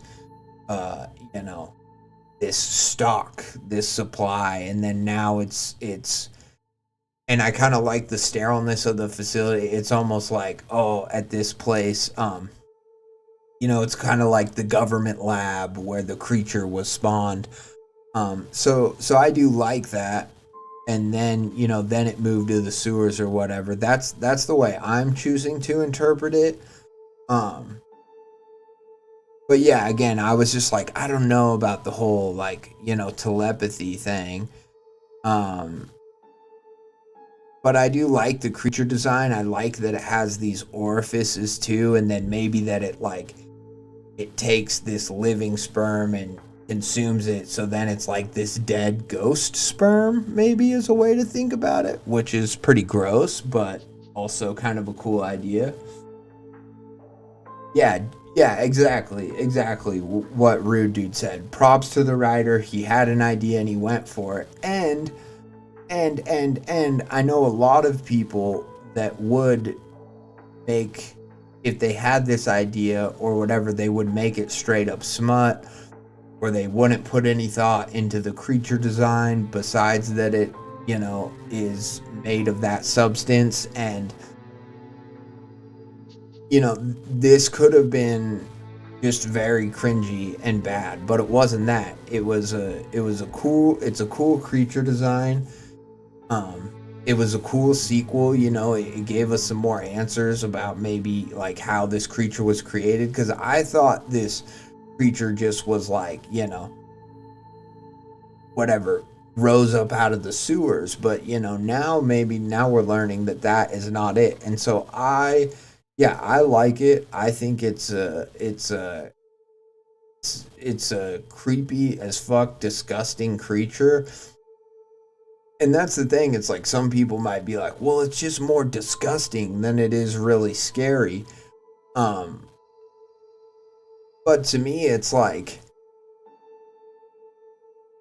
what makes it scary is the taboo of it. It's that, like, if I tell you, oh, imagine a skinwalker, people are gonna go like, oh, well, it looks like this, it walks weird, it changes shape. If I tell you that, but then I say, imagine a splooge monster, people are gonna go, oh, I don't even want to think of that. And that right there is more, in some ways, you could argue, more effective horror. Now, is it going to be everyone's cup of tea?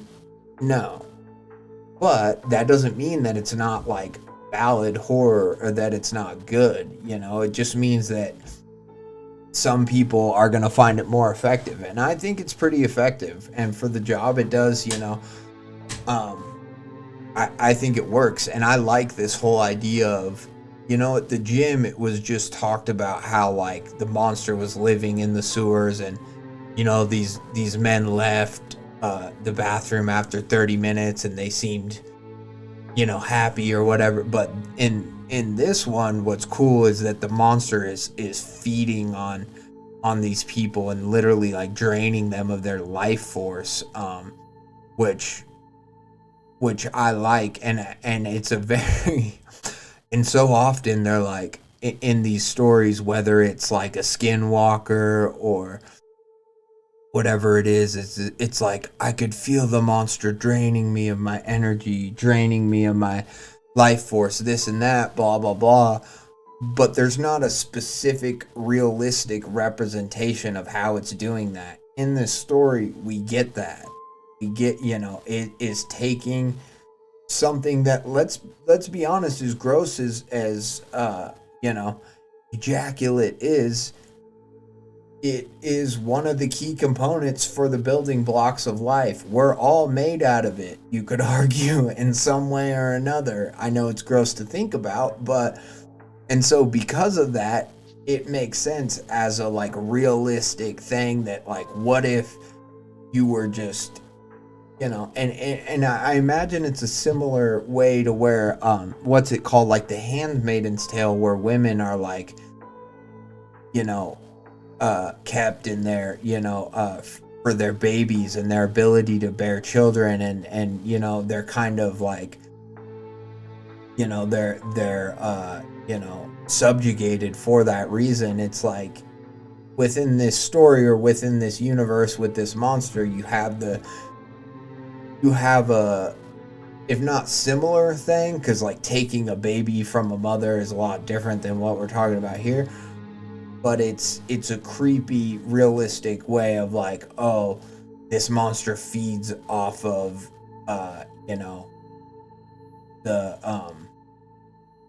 the scrum of men,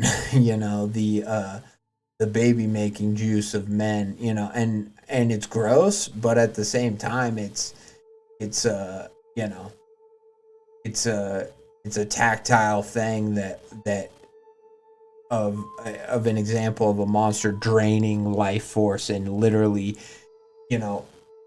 eating people until they are just shells of themselves, or until they're dead. That's the other thing, is this monster killing people? It kind of seems like he is, to a certain extent, and so I like that. I think that that's fun. And again, what I like the most about this story is that it fucking went for it, and that it actually put a lot of thought and specificity into an idea that some people would have just been like, well, that's just crass. And it could have been very low effort and just very kind of silly, and it was silly at some parts, but it was also very coolly designed. It was a great monster design. So I love it. Yeah, props to the writer. I look forward to hearing the what's it called, the narration when that comes out. Go follow A Billion Year Old Grandpa Tale on, I believe that's his YouTube channel, and Adventures in Banking. You know, a splooge monster story. Yeah, kick ass. Thank you so much for letting me read it. That was great. I loved it. And then, you know, like at the same time, it's one of those things where I'm just like, well, what other monsters does this person have in mind? Or you know, what are some other things, like, you know, I just wonder if you know, maybe that's their niche, is this really gross type of like horror or monsters where they're like, they create the monsters that people don't even want to think about, you know what I mean? And that's cool. That's the arc of a creative person, you know. That's fucking, and it takes balls to do that too, like, no pun intended, or no, you know, no fucking you know, what's it called, no, you know, no reference intended, where, but like, yeah, it takes some chutzpah to fucking to write a story like that and have it be so detailed and stuff. I love it. All right.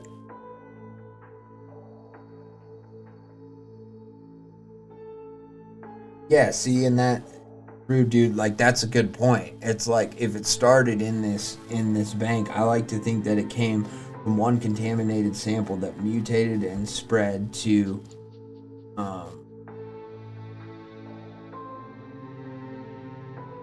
spread to other samples and eventually morphed into this giant glob. Yeah.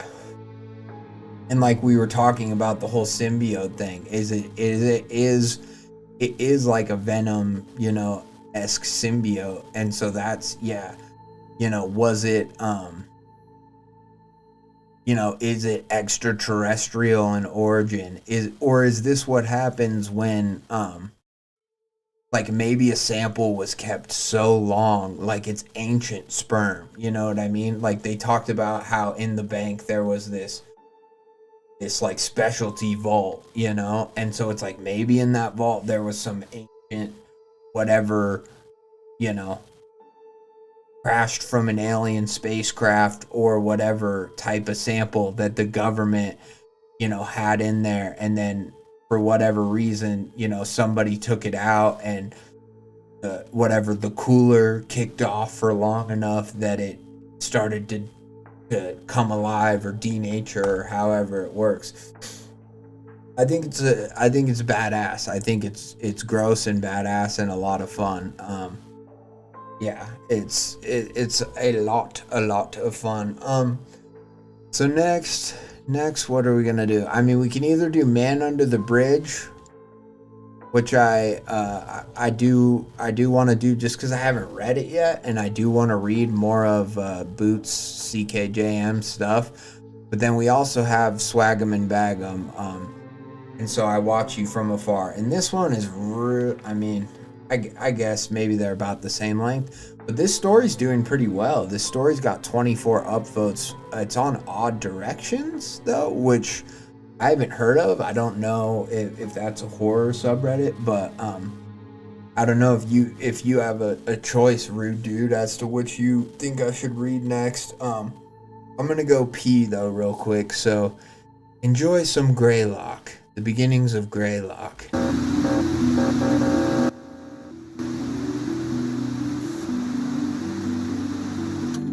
Welcome, one and all, to the very new, very hip, I would say, dare I say, original idea called Creep TV. Yes. That is right. No one has ever thought about recording a reaction video. This is new ground we're charting into. And horror reaction, dare I say, we might be forerunners into this new category.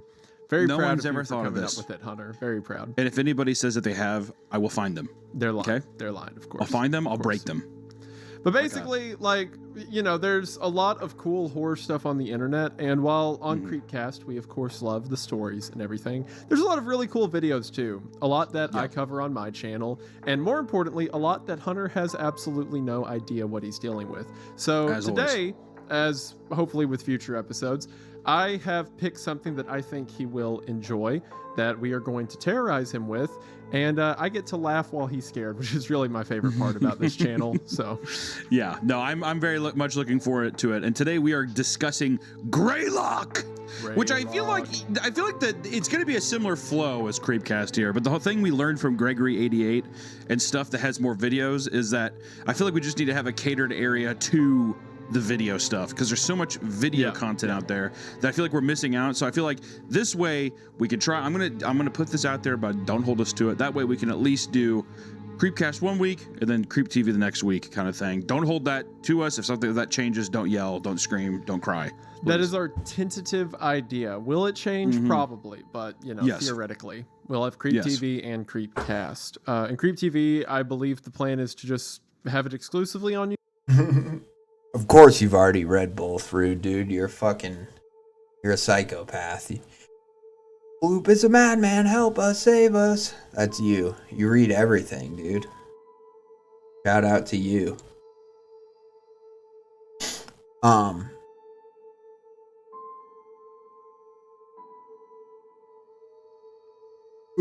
Alright, let's do Man Under the Bridge first, if only because, and I think I probably will do, and so I watch you from afar as well, but it's really, more than anything why I wanted to read this story so much, I love this fucking artwork. I think it's so cool.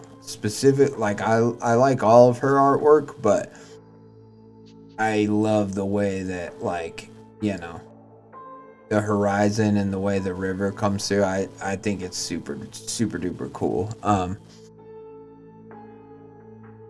And yeah, and so let's get into ckjm, aka Boots, the man under the bridge. There's a bridge where I grew up. It's nothing to write home about.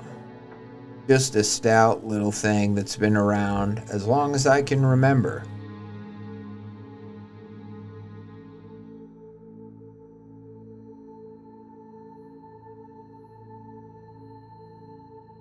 Sorry. Been around as long as I can remember, resting on a mean little creek in a lonely little valley.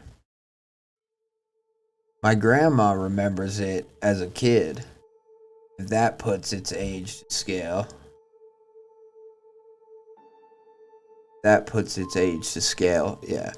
The population utilizing it, although still minuscule, grew up because of it.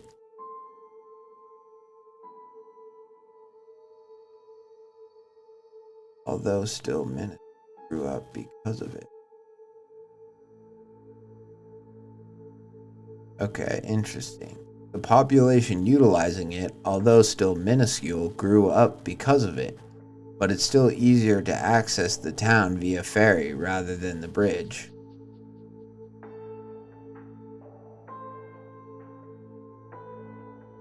Whoever built it had the wherewithal to make it wide enough for a modern car to drive across, but I'd be hard pressed to trust anything with substantial weight to drive over it.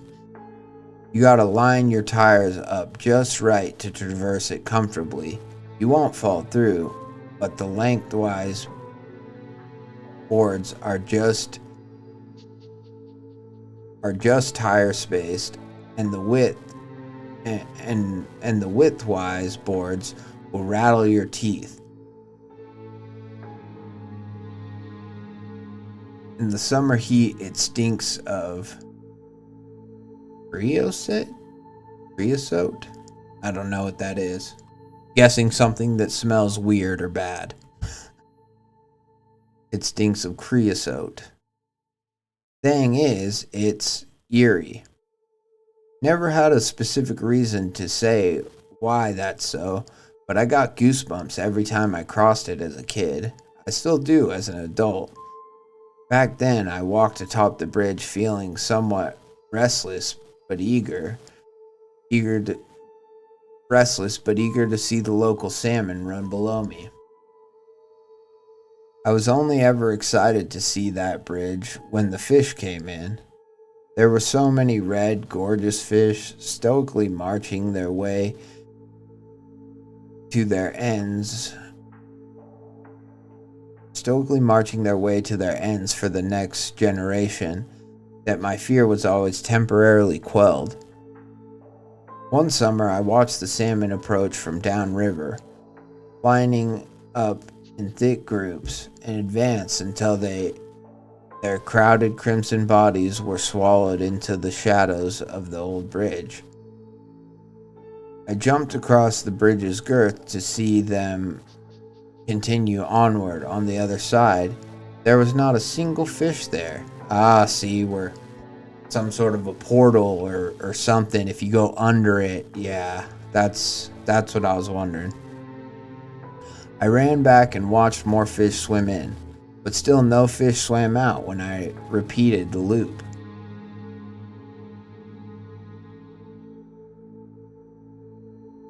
There were too many fish to be hiding in the shade of the bridge, so I slid down the embankment into the steep river belly and stood tangled with the willows, trying to get under the bridge, or at least peer into it.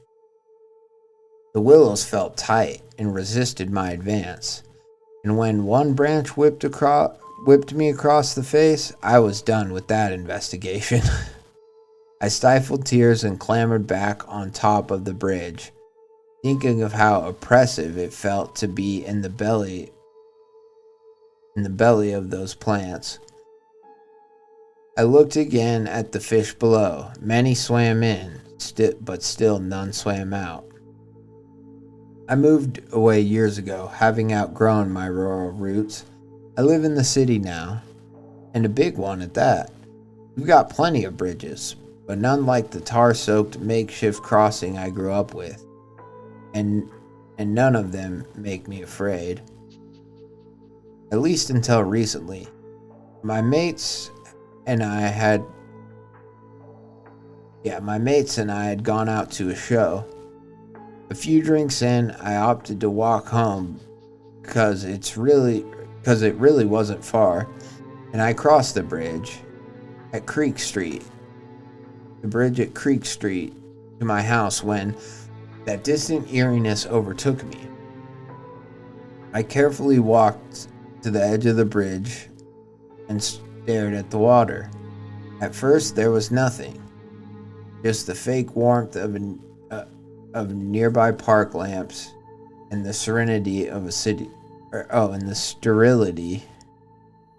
city park. But abruptly, a large school of fish rushed from under the bridge and into the water beyond. That wouldn't be so weird. Fish hide under bridges all the time, except these were salmon. And there's not salmon on this side of the country. At least not red salmon. I guess it's possible that they were introduced or escaped, but they felt similar, for lack of a better way to put it. I jumped down from the bridge and scuttled down the embankment like I had done so many years ago.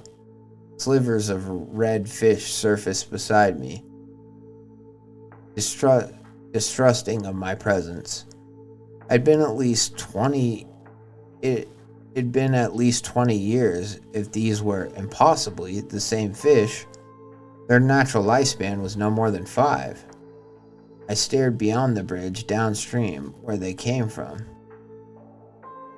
It was just the same park as it had been on the other side, but my throat dried and my skin grew clammy. I plucked a stick from the bank and tossed it into the darkness of the bridge. The blackness swallowed my vantage, and nothing strange responded, save for a salmon's thrashing tail. The fish continued, I'm not sure what became of them, but they swam onward into the dark waters of the park alongside restless lanes of traffic.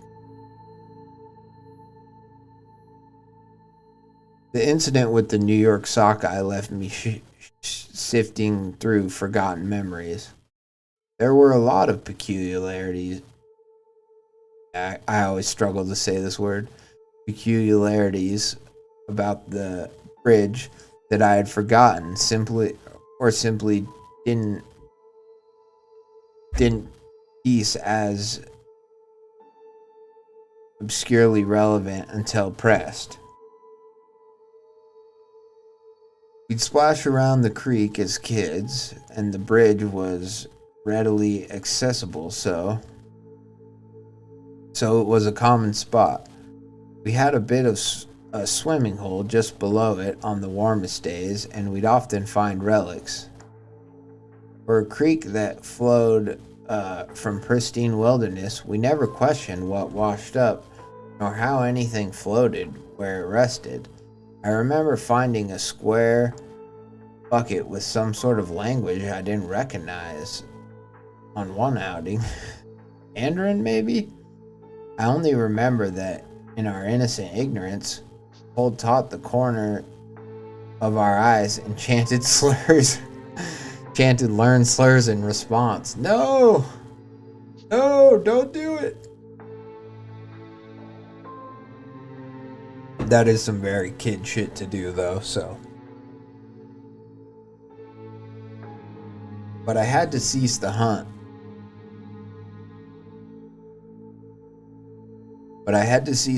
Through fond history when I was abruptly told that my father's last hospital visit resulted in his discharge to hospice at home.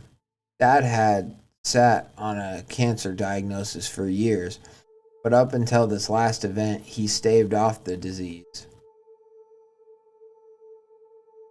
It had been stable, it wasn't spreading, but now the MRI showed it's encroached to his lungs, stomach, liver. He was Swiss cheese with metastatic tumors. Mom had died years earlier, and I guess his body and mind decided he was ready to join her. I quickly returned home, knowing the time I had left with him was short. When I arrived, another one of those forgotten personal details entered my attention by literally stumbling in front of me. Ivan, the town drunk.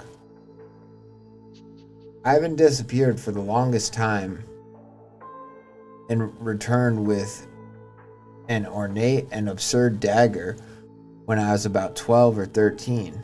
Dad beat the shit out of him when he shook the blade at me a little too closely, screaming, "There's a man that lives under the bridge," spittle launching from his dehydrated tongue. "I stole this knife from him." The dagger looked almost like a movie prop from Aladdin, curved blade and all, and the hilt sparkled more sinisterly than the sharpened edge. No less, unfamiliarity of its design scared the hell out of me. Ivan was batshit, certified nut job. We swapped stories about his misdeeds, and his peculiar weapon only enhanced that terror. So when he shoved me in recent times in an effort to defy gravity, I was terrified through muscle memory despite worse encounters in the city I now resided. "Harasho," he spoke in a pickled accent, a word of habit. I flinched and was ready to argue that it wasn't fine, but I saw his eyes glint with a mixture of shock and sudden consciousness. "My boy," he stammered.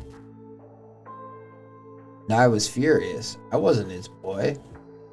Perhaps it was the bitter contrast knowing that the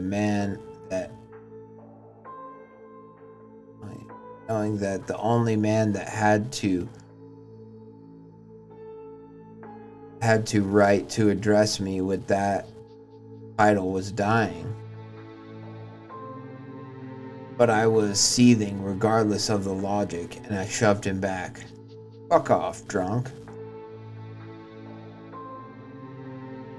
My boy, there's a man that lives under the bridge. You must find him. Instead of shoving him a second time, I curled my fist and planted it firmly in his jaw with a satisfying thwack. He didn't respond, but his distress was evident. Stuck on the ritual of scaring kids with inebriated outbursts.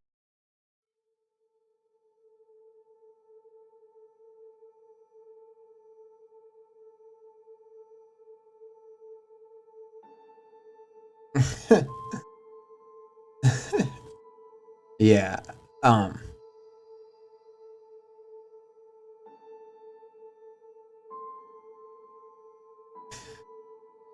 Yeah, I mean, he's not friends with him, but I mean, I get what you're saying. I like how, like, I thought for sure this crazy drunk would be the man under the bridge, but he's like, I like how,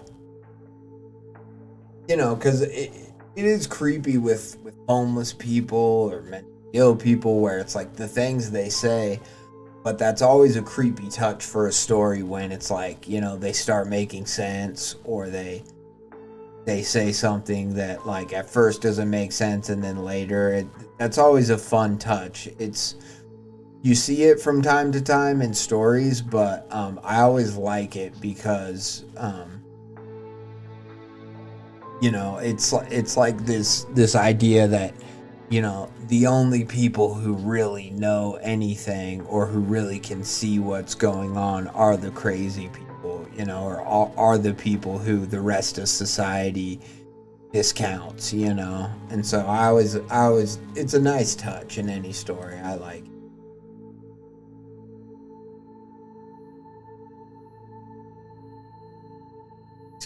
Scaring kids with inebriated outbursts. Dad shit himself last night. I'm not mad. There's just something emotional about the fact that we switched roles. I entered this world scantily, and now he's leaving it the same. Scantly? Yeah, I entered this world scantily, and now he's leaving it the same. He broke out his mementos and photos after I helped him in the bath. Cooked him a man's breakfast, which he ate 2 bites of, and let him re-wake afternoon. He's emotional, but stoically so. I can't argue with a dying man. He flipped through the pictures without much comment. Most of his dialogue came in the form of his posture relaxing and tightening. He was always a man of few words and of precise presence. Dad stopped at a photo of an old Jeep CJ equipped with 2 55-gallon drums and pump and a rubber hose. The community's first fire truck. I drove it first, he smiled. Never saved a house, but that pump moved more water than you'd credit. He laughed, and I'd have laughed with him, but instead I scowled at the bridge in the background of the photo. Then it blew up with Johnny inside, he continued.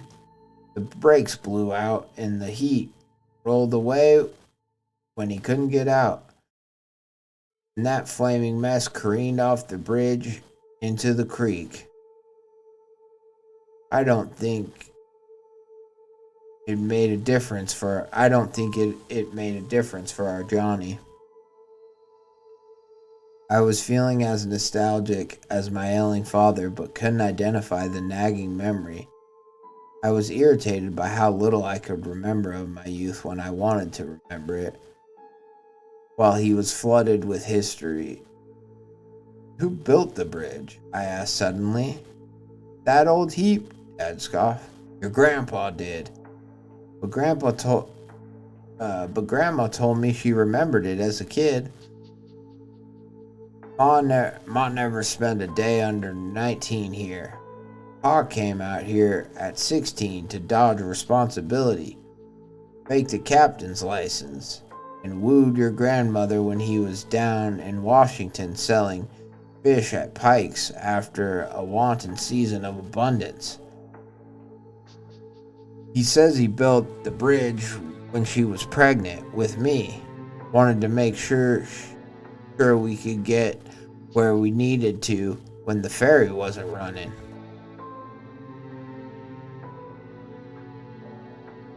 He was sure of it though. Oh, she was sure of it though. The bridge, I mean. She spoke of it like she knew it so well, I argued. She was sure of a lot of things, Nikki. Just a defensive reaction to naive experience. Dad was tired, so I helped him back to bed and busied myself.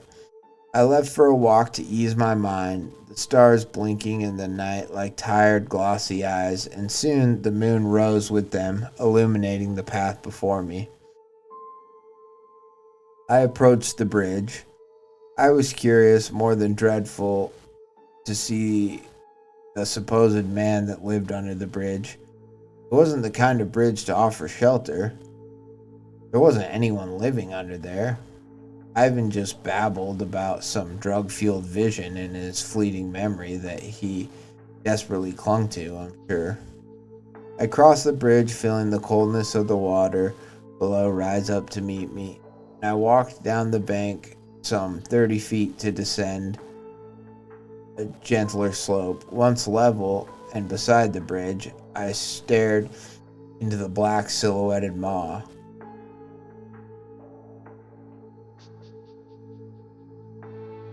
Don't go through, Ivan interrupted me long before I could consider doing so. He crept up to join me before I noticed his presence. For a drunk, he was quiet-footed when he wanted to be. Won't know where you'll come out, he continued. Ivan, I sighed as I faced the man, uninterested in his bullshit. It's a shitty bridge. Not a portal to doomsday.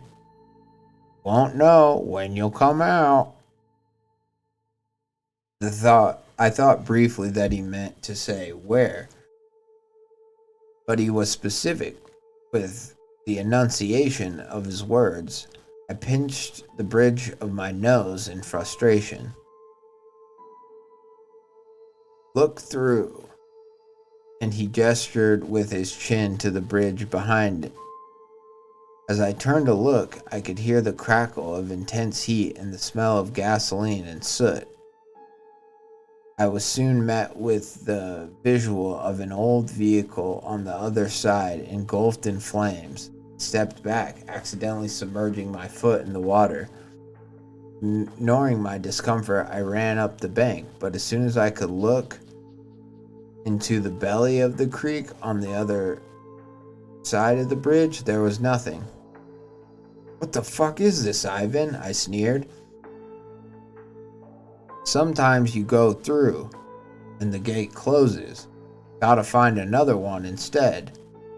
But they all meet there. There's a man that lives under. Ivan, will you stop being such a cryptic lunatic and speak plainly for once? For fuck's sake. Ivan laughed and scurried up the hill like the nasty goat he truly was, unwilling to provide further information. Dad died 2 days later. When we buried him 3 days after that, the morning after the flash of the burning car, the pungent chemical odor wouldn't leave my nose, and Dad couldn't get out of bed that morning. It was downhill from there. At least it was quick, all told. The veil between life and death has felt thin in these most recent days. I don't think there's anything spiritual to it, but, it's just relevant. Coincidentally, The orcas came into the harbor today, and the elders have always spoken that those black fish only came to retrieve souls. They're 4 days late, if that's true.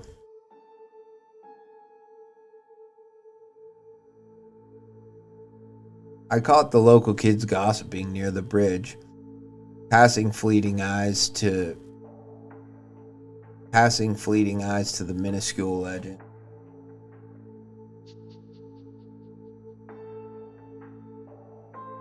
They were whispering something about long, gangly figures in flowing gowns emerging from under the bridge at night. It was likely just the evolution of man that supposedly lived under there. My father wouldn't leave behind much of a legacy beyond my adoration for him. But of course, Ivan's alcoholic delusions would stick far longer. Ironic, I guess. And speak of the devil, as I finish this journal, here he comes, Ivan. I can only imagine he's come to pay his twisted version of condolences.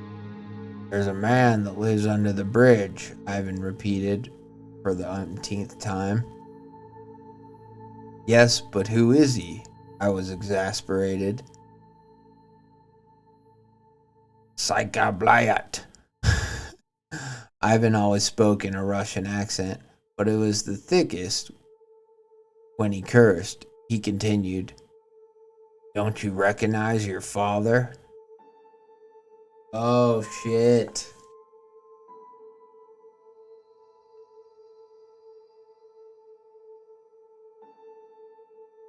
So Ivan's his dad?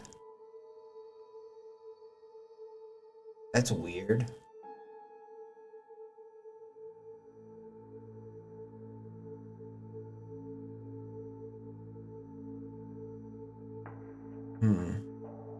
Or is the man under the bridge her dad?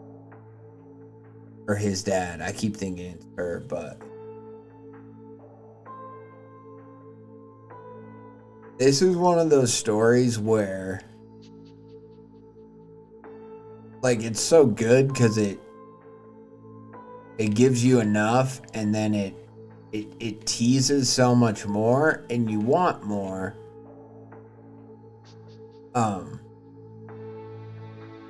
But like at this, you want to know the rules of how the bridge works, and we kind of get some of that. Like something comes out, and then it goes underneath, and it comes out 20 years later or whatever. Like with the fish, but then stuff also goes under it, and it kind of ends up in this like cosmic trash can dimension where the burning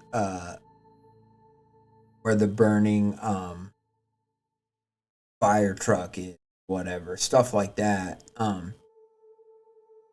And so yeah, maybe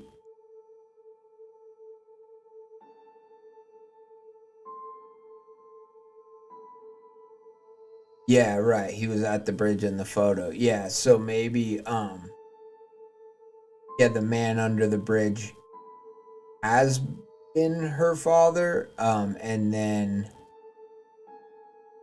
once he died, now he's just there, kind of thing. I don't know. It's cool. It's a cool concept, and you want to know more, but then also, and like, what are these people with robes that they're talking about?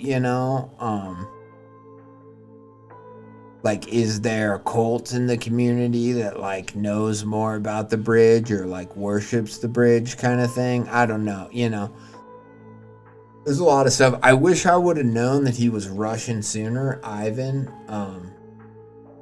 Because like, yeah, I mean, we could look up what these words mean. Maybe there's some more kind of clues there, but I kind of like not knowing.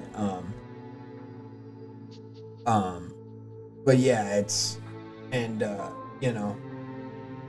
it's kind of one of those things where you kind of just want to like peer through back through the story for hints, and dissect it a little bit more, but I really like just that the man under the bridge, is this ethereal thing, but it's not just a man under the bridge. It's really that this bridge is a portal. And I've always liked that, I've always liked the superstition of bridges. As a kid, like hold up your feet when you cross the bridge, or like hold your breath type of thing. That's always been fun. And I've always, bridges obviously have a symbolic meaning. But I like it as a portal, and I like it as a kind of like a nexus gate to, throughout time and different dimensions. I think that's really fun. I would like to maybe read another story where it's about another one of these bridges that the guy finds, or maybe it's the same exact one, because as Ivan says, like they all meet here or whatever. They all meet to this one. I'd like some, like, a story of like some college kid, or maybe like a scientist who's like doing experiments on the bridge. Not like, it could still, it could still be a horror story, but just like some sort of like field log. Today I put this through the bridge. Today I witnessed this come out of the bridge, kind of thing. I think that could be fun too. But yeah, I like the concept, I guess, is my point, is that the concept's really fun.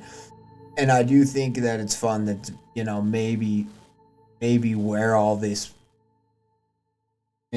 this bridge, this childhood bridge, on the other side of it or through it, maybe where everything ends up is some sort of afterlife, and then her dad is there at the end, or his dad is there at the end. So yeah, I mean, again, very cool, very amazing artwork. You're totally right about the artwork helps the story to stand out. It absolutely does. But I also think that like, to me, the artwork is fun with the guy standing there, but then also like this bridge and the bridge I was picturing in my mind are very different, even though I saw this picture beforehand. And it's just one of those things where, like, the surrealist version of the picture, it draws you in to read the story, but then once you read the story, the words, paint a realistic picture, and it feels it feels nostalgic for like a bridge that you saw as a kid. And so to me, kind of everyone has this bridge, and that's what I think is effective for this story too, is that it's a common like thing that can stick out in a reader's mind, that everyone probably has something that they kind of relate it to or picture. And that's what I think is really smart about this type of a setting, or a portal, a horrific portal for your story. Is it's the same as like a Stairs in the Woods, type of thing, where people can, maybe not everyone's seen Stairs in the Woods, like most people haven't, but most people have seen like an abandoned kind of structure in a forested area, or somewhere in the wilderness that's like maybe a little creepy or a little eerie or whatever. Or maybe somebody, you ever walk through and like on the side of the highway or somewhere, and there's just a mattress there, and it's like that's creepy, even though you're like, yeah, somebody just came and dumped a mattress. They didn't want to pay to take it to a dump, so they just dumped it here. But even shit like that is very eerie and creepy. And I think a bridge is a very cool setting and portal, and that's what I like the most about it. I like the God, sorry, I got a cramp in my leg. Shit. that's what I like about, the story the most is the bridge. The man under the bridge, cool. It's a cool twist at the end that it's her father, but I also am just like, the bridge to me is what really makes the story and supernatural elements of it. And I'd like to know what else is going to come out. Is there when the salmon go through the bridge, are they changed? Are they demon salmon? Do they start swimming backwards or something weird like that? Something uncanny, It'd be cool to know, but we get enough in this story to where then we just get to kind of theorize. And it's one of those things to where if you wanted to use this, I think you would need to talk to the author, but it's like it's one of those things that's kind of open ended. So the way that other people have written Slender Man or whatever, it's like if we wanted to, you could expand this into a bridge universe where it's all about the bridges and underneath the bridges, and finding the other bridges that exist that are connected to this one. Yeah, so badass story. Great from ckjm. Great artwork, of course. Very good, very cool.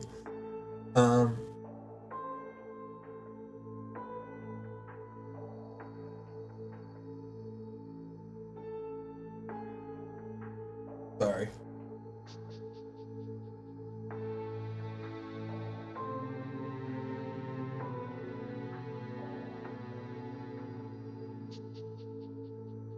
Oh, that makes sense for the robes. Like Ghost, River of Souls. Yeah. And that's the other thing I was kind of thinking too. It's like, is this the bridge might be like the portal or whatever to where you can see the other, stuff that happened from other times or whatever. But yeah, is the water like, because you have like the Quran with the boatman, bearing, souls to the afterlife and stuff. So yeah, is the water, and it says that that's another thing too, is they used to swim on the side of it, and then it says that like the narrator's foot steps in the water at the end. So I'm like, what if there's something to it to where it's like you have to like dip your toe in the water or whatever, and then when you look through it, then that's when you see, or something like that. There's like it's closed, you can't understand it, or you can't see it until you actually interact with it like that. That'd be kind of a cool touch too. So yeah, I mean, and I think that's fair. I read like the kids talking about people in robes, and I was like, well, robes are, occult like, so I just immediately went to occult, but I think that's totally just likely because with the orcas and stuff and what they were saying, it's like it would make sense if the orcas are in the harbor, that in a river, I assume going out to the harbor, souls would be traveling on it to meet up with the orcas who, it says the native elders say that they come to collect spirits, so it would totally make sense that they're traveling. I like that. I like that a lot, actually. Like, I think that is, who knows if it's the author's intention, I think it's very likely that that's kind of what it was saying. And, maybe the dad is the man stuck under the bridge because the dad, doesn't want to leave the son. The mom's already gone, so maybe the dad is like that spirit still holding on, and because of that, he's stuck under the bridge. That's kind of a, good,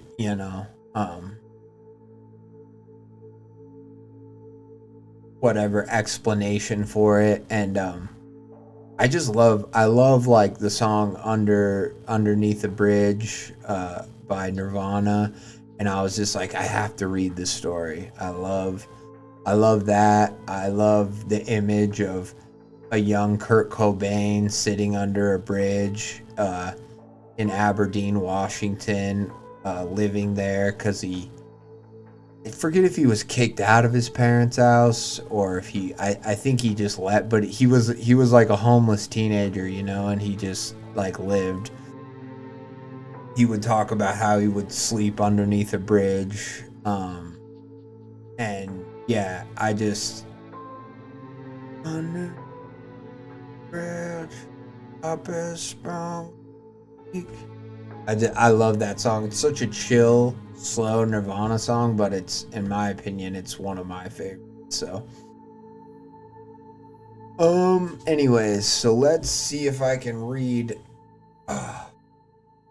And so I watch you from afar. I'm gonna try to get through this story. Not that it's the story's fault; it's mine. But I'm gonna try to get through it. But if I happen to just end my live abruptly, probably because my leg cramped up and in severe pain. But don't worry, I'll be okay. I just get, my job is very physical and I get leg cramps, and especially sitting in my computer chair here, it's like I find that they happen somewhat more often.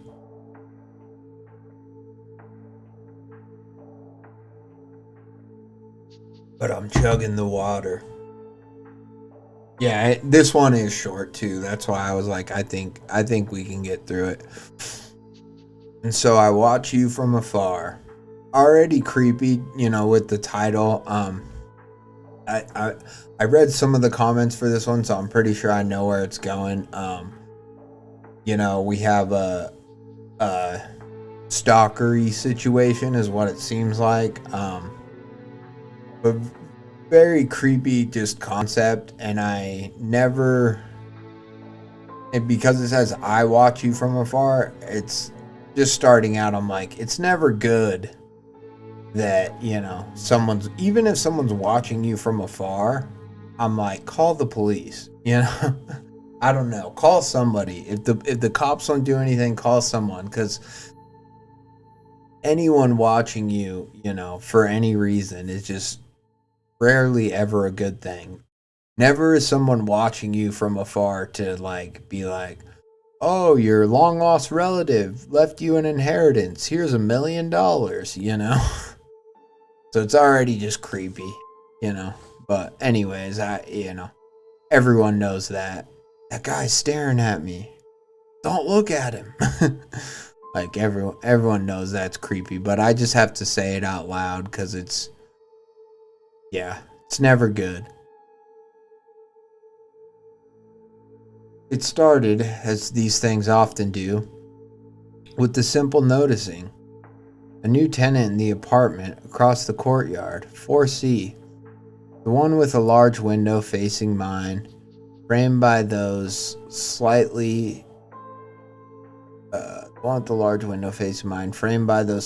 too short, gauzy curtains that never quite closed properly. You moved in on a Tuesday, hauling boxes that seemed too heavy for your frame. I remember how you looked on that Tuesday. Delicate bones beneath the effort, dark hair, escaping the style you had been aiming for that hasteful morning. A few strands stuck to your temple with sweat. I was busy watering the small houseplant on my balcony.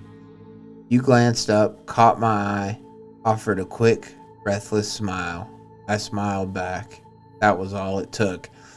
That is frightening. That is haunting. I hate this. Because that's true. That is how stalkers and, you know, whatever people, it's like, it oftentimes is of these small meaningless interactions where you know, like, oh, I said hi to them at work or something like that, or like in the hallway at this place, or, you know, we got our coffee orders mixed up. And it's like, yeah, that could be a meet cute too.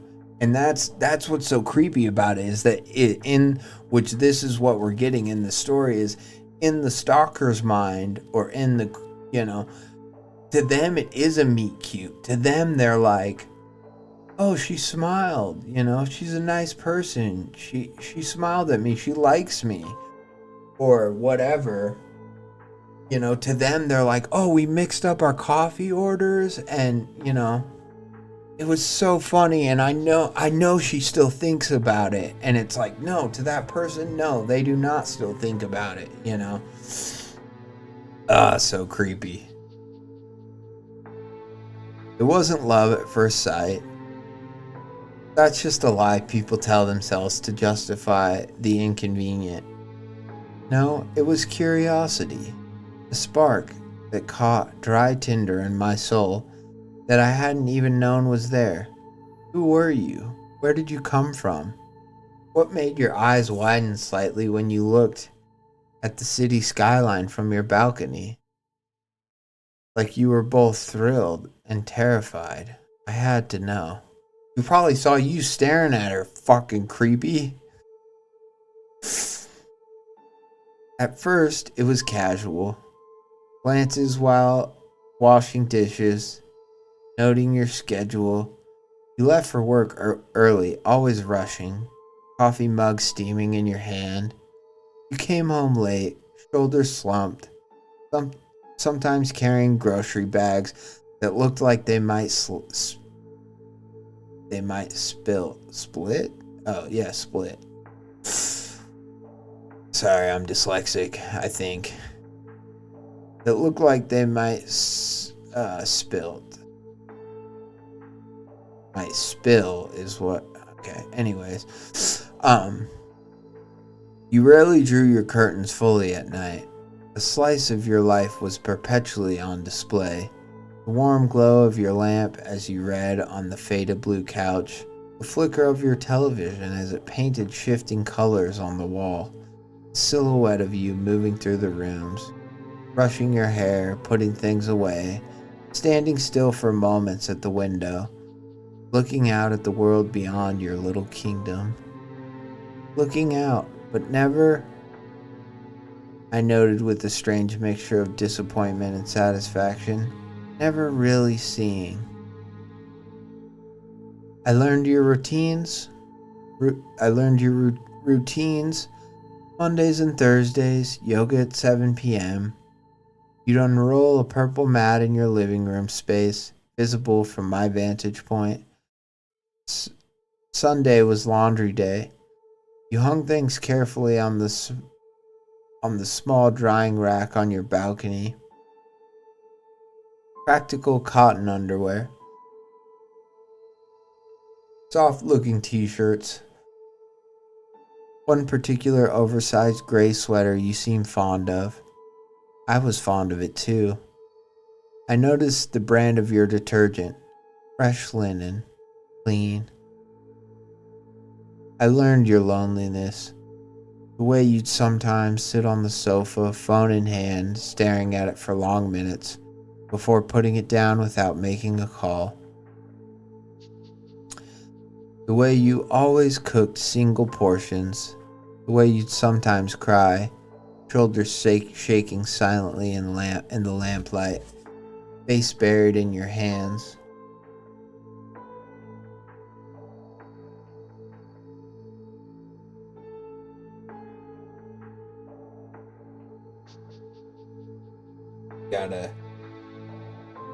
Okay. It's all good.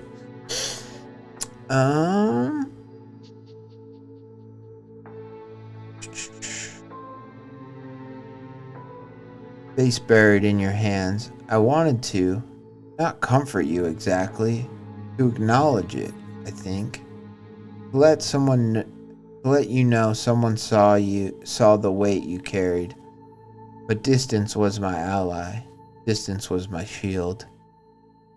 I learned your small joys, too.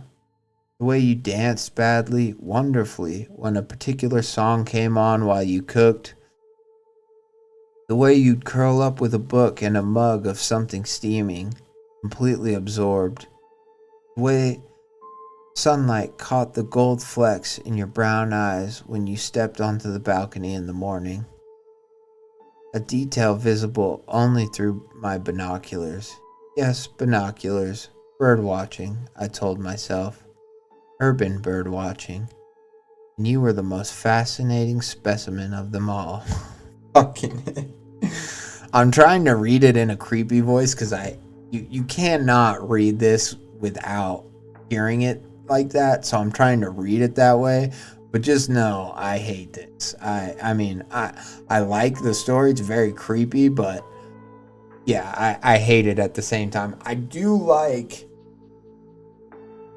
let me just say that I do like that the story is to the object of the, you know, affection of the creepiness. Like, that is a nice you know, it could be one thing to be like, well, let me explain to you why what I was doing wasn't that creepy. You know, it could have, the story could have went in that direction where it's like a guy on a forum being like, am I the asshole? All I did was watch her with binoculars and break into her apartment and whatever, you know.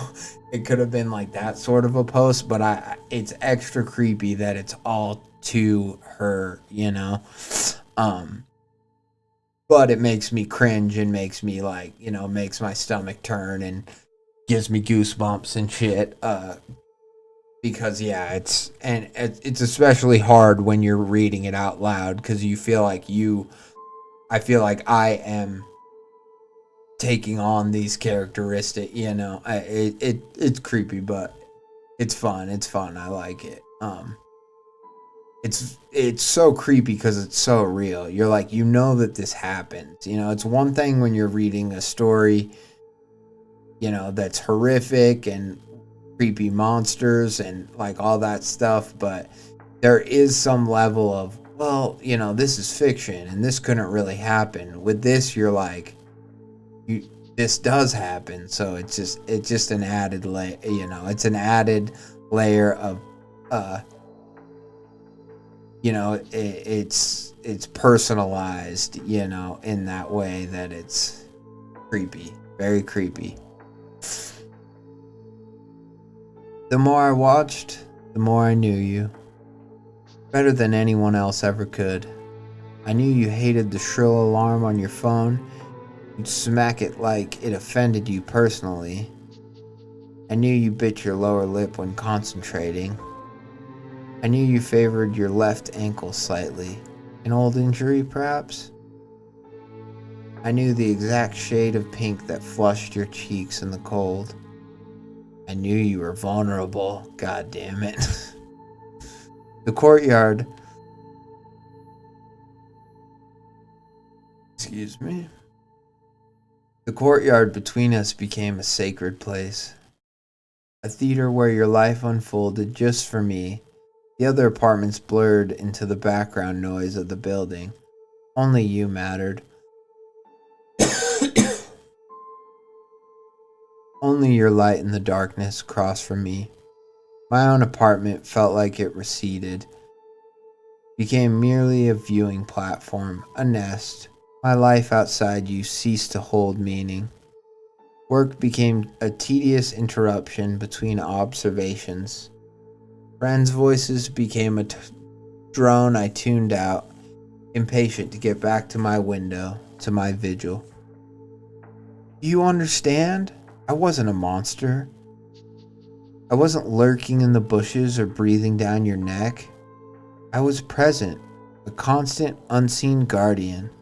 I watched out for you. The man who lingered near the mailboxes a little too long a month ago? I noted his face, his build. I timed how long he stayed. Ready, always ready. because I knew your patterns. I knew when you were due home.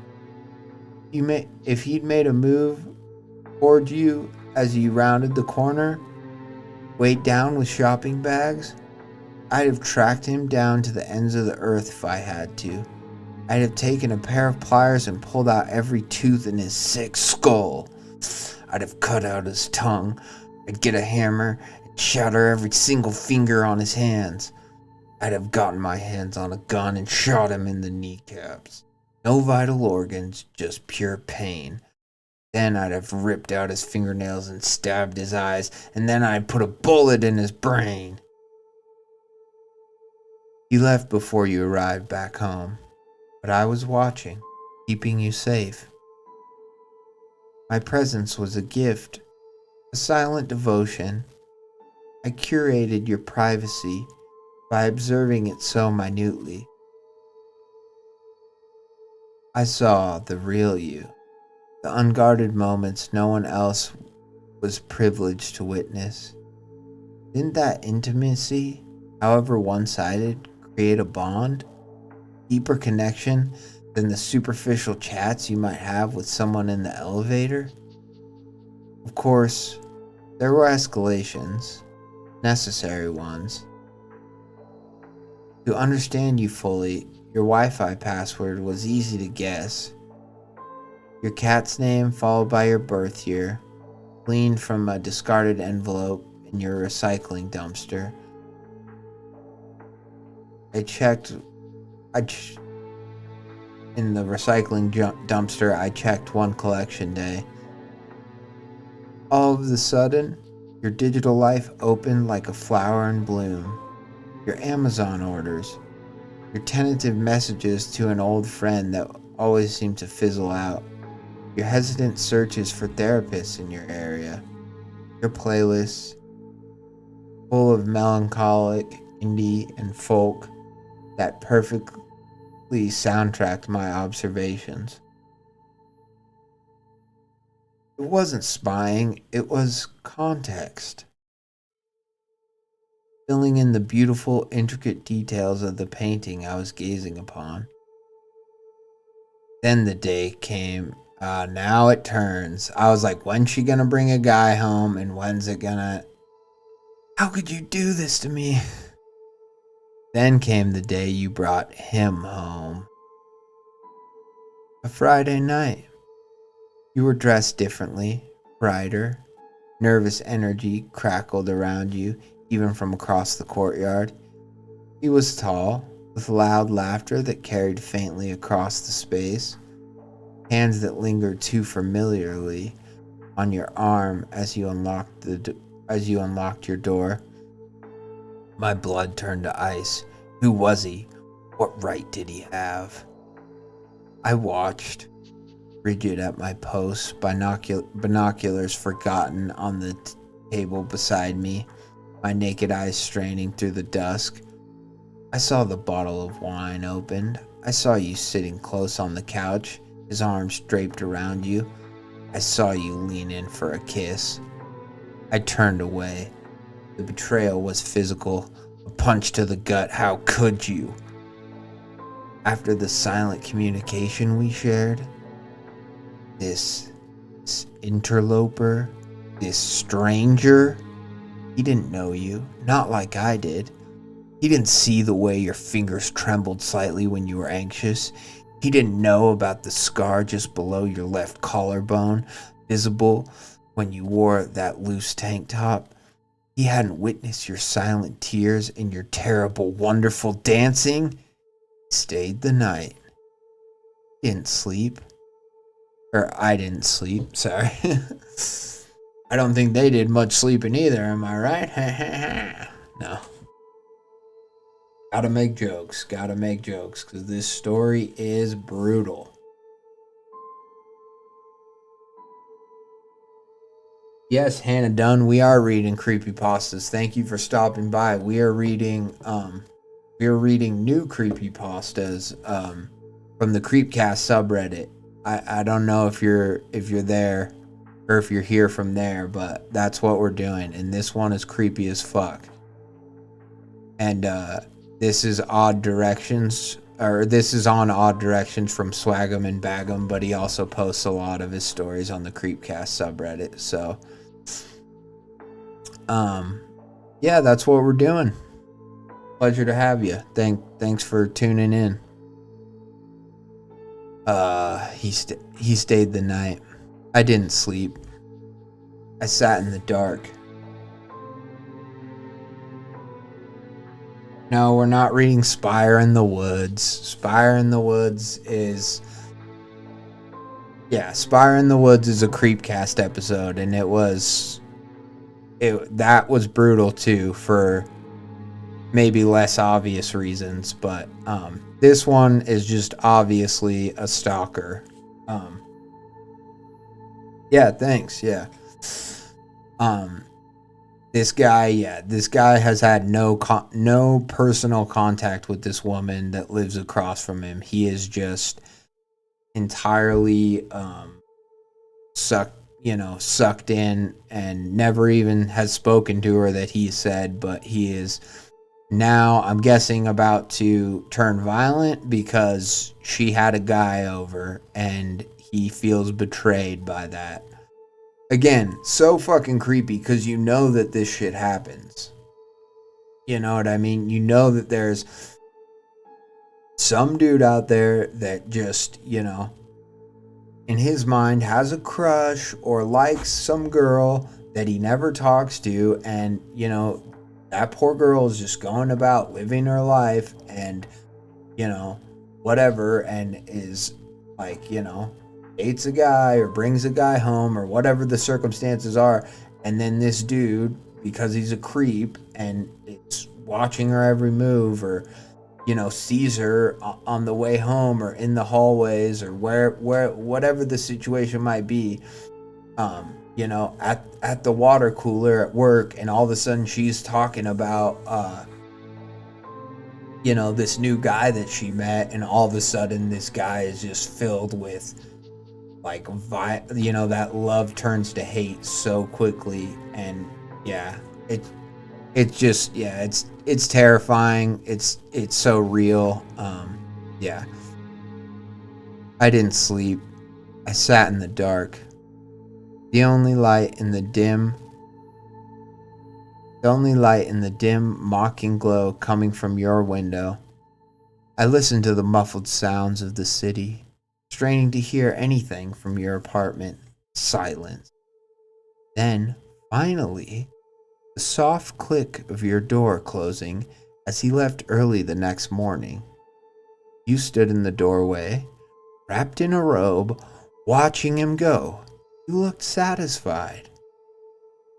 That was the day the distance became unbearable. Watching wasn't enough. I needed proximity. I needed you to feel the weight of my observation, to understand the depth of my commitment.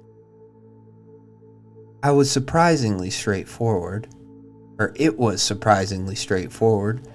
building's main door lock was faulty. A simple credit card slipped in just right, and I was in. The stairwell smelled of dust and mold. Your door, 4C, felt warm under my fingertips. I didn't go in. Not then. That would be crude. A violation. Instead, I pressed my ear against the wood. I heard the soft clatter of dishes from within, the murmur of your radio, the sound of your breath just on the other side of the thin barrier. You never said anything. That was fine. I would take your silence over anyone else's voice. Later, I found something better. A loose floorboard in the poorly lit hallway alcove near the fire escape. A perfect hiding spot. I could be closer. I could listen. I could wait. I started leaving things, small things, innocuous. A single perfect white pebble outside your door. A sprig of lavender tucked into the frame of your mailbox out in the courtyard. A postcard of a place I thought you'd like. A quiet seaside town. It was left blank, no message needed. You'd understand it was from someone who knew, someone who cared. But you didn't understand. I saw the confusion on your face when you found the pebble. A slight frown at the lavender. The way you glanced around the hallway after finding the postcard. Flicker of unease in your eyes before you shrugged it off. You were missing the point. The intimacy. The frustration grew. The distance mocked me. I needed a gesture couldn't ignore. Something that spoke of my profound connection to your essence. I waited for you to go to bed. I knew you'd be asleep fast. I chose your yoga night. I knew you were always so tired those nights. Faulty main door yielded again, and I went up the stairs. Then I picked your lock. Stepping into your apartment was like stepping into a sacred chapel. It smelled like you. That clean linen detergent, faint perfume, the ghost of coffee.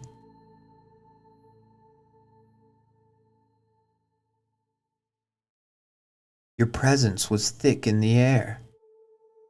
I journeyed far and wide to this domain, voyaged across stairwells that formed mountains and marshes of trash, knocked down doors and climbed in windows and listened. And now here, I was in your apartment. There was a universe in that room. And in contrast, it made me feel like a scrounger of toilets, a pillager of tombs.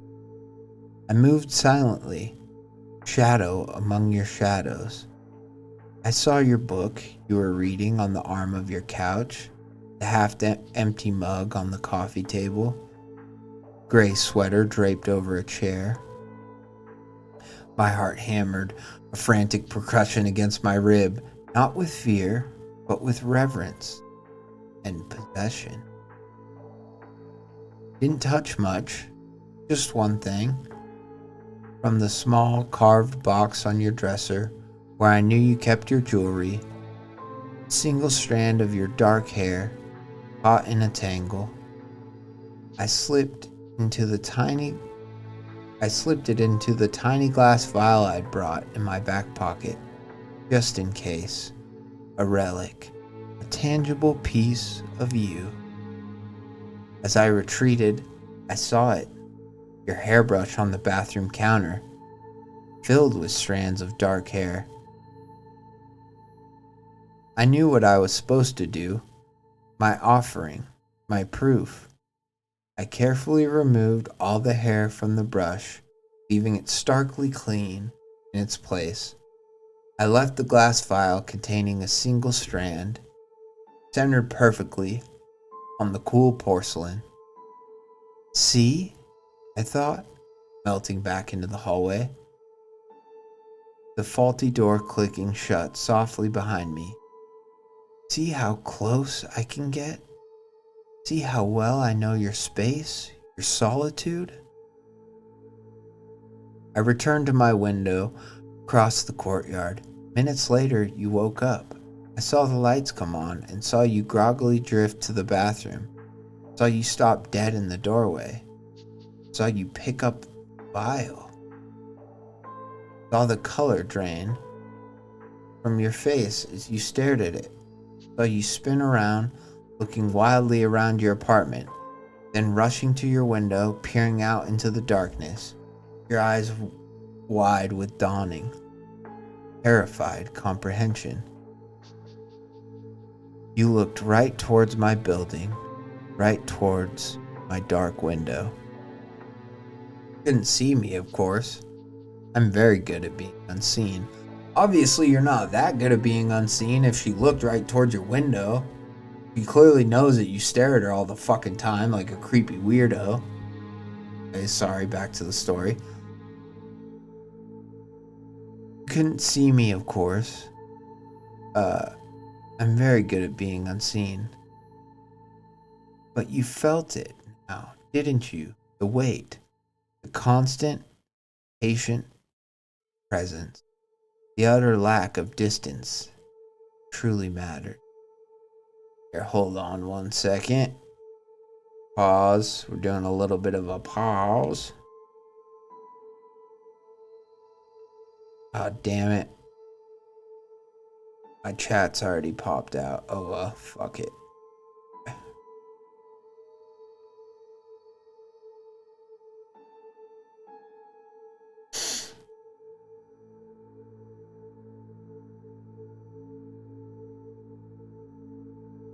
So he do you think he left the vial on purpose and just cleaned all the hair out of the brush, or was that an accident? Because that's the one thing I was kind of curious about. I was like, does he want her to know, or did he, was it a totally, was it like he was like, oh, I'll leave the vial, but I'll take all the hair. That's the one thing. Sorry. I'll take all the hair from the brush. Yeah, definite incel horror for sure. But I was, because everything he's done has been so calculated, right?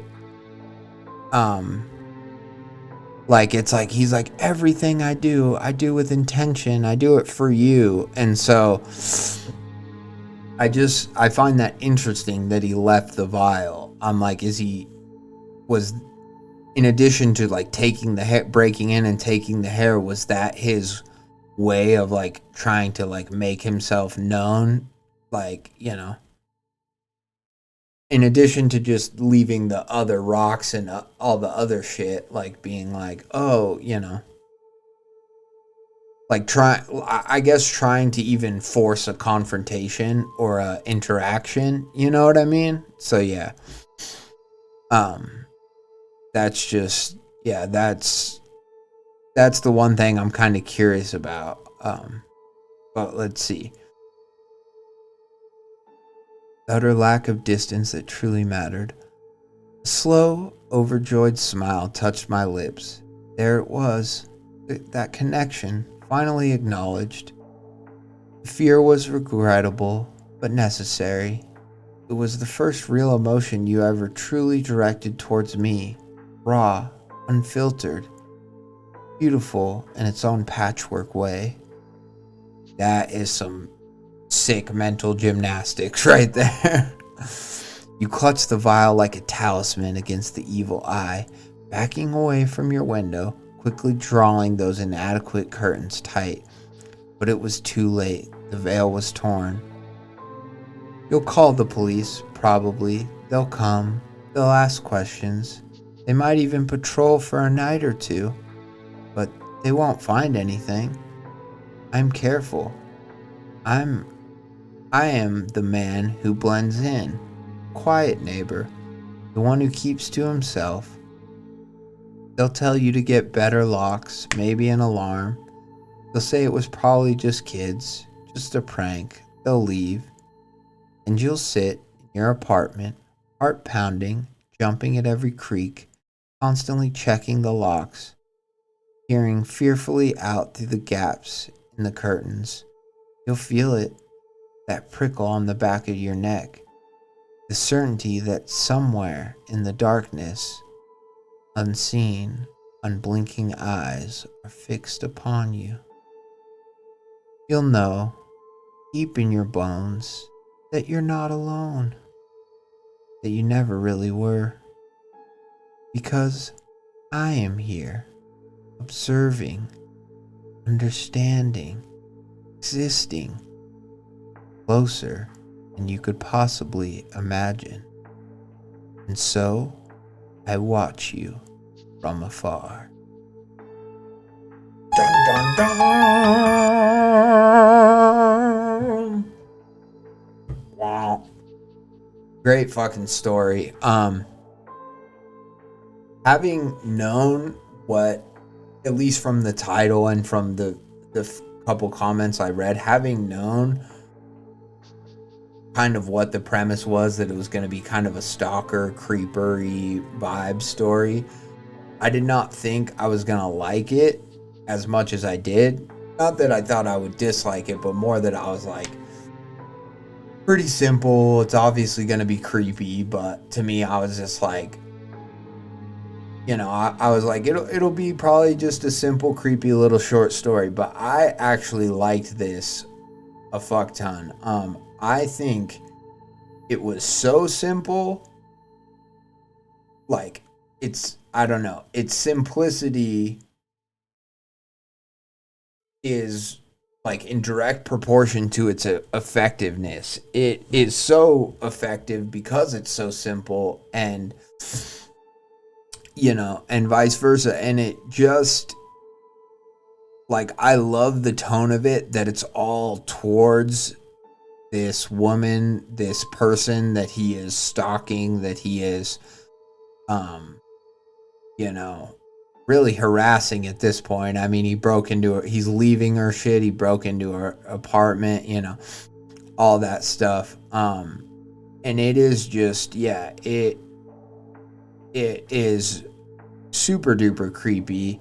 You could call it incel horror or whatever, but to me, it's so creepy because it's so fucking real. And, this is what, and yes, it's from the killer's perspective, but, we really don't learn, other than the killer's a quiet, the guy who isn't noticed. We don't know much about the killer. He's not a character. We really, if anything, learn a lot more about the woman he's watching, which makes sense. And, so I feel for her. I think about, I just think about like women who live alone, or like just a woman who has to walk down the street at night and have to be worried about their safety like all the time. And, don't like they cross the street, because they see somebody that, they're worried about. And like, you can judge her and say like, oh, well, like she's being judgmental because like, she just saw a guy in a hoodie and thought, whatever. But at the same time, it's like, women worried about getting like kidnapped and trafficked and stuff like that, where it's something that as a guy, like as an adult male, it's like, I don't think about that when I walk down a street or when I, am out somewhere at night. I'm not, like, I have a pocket knife a lot of times on me, but I'm not like, oh, do I have my pepper spray?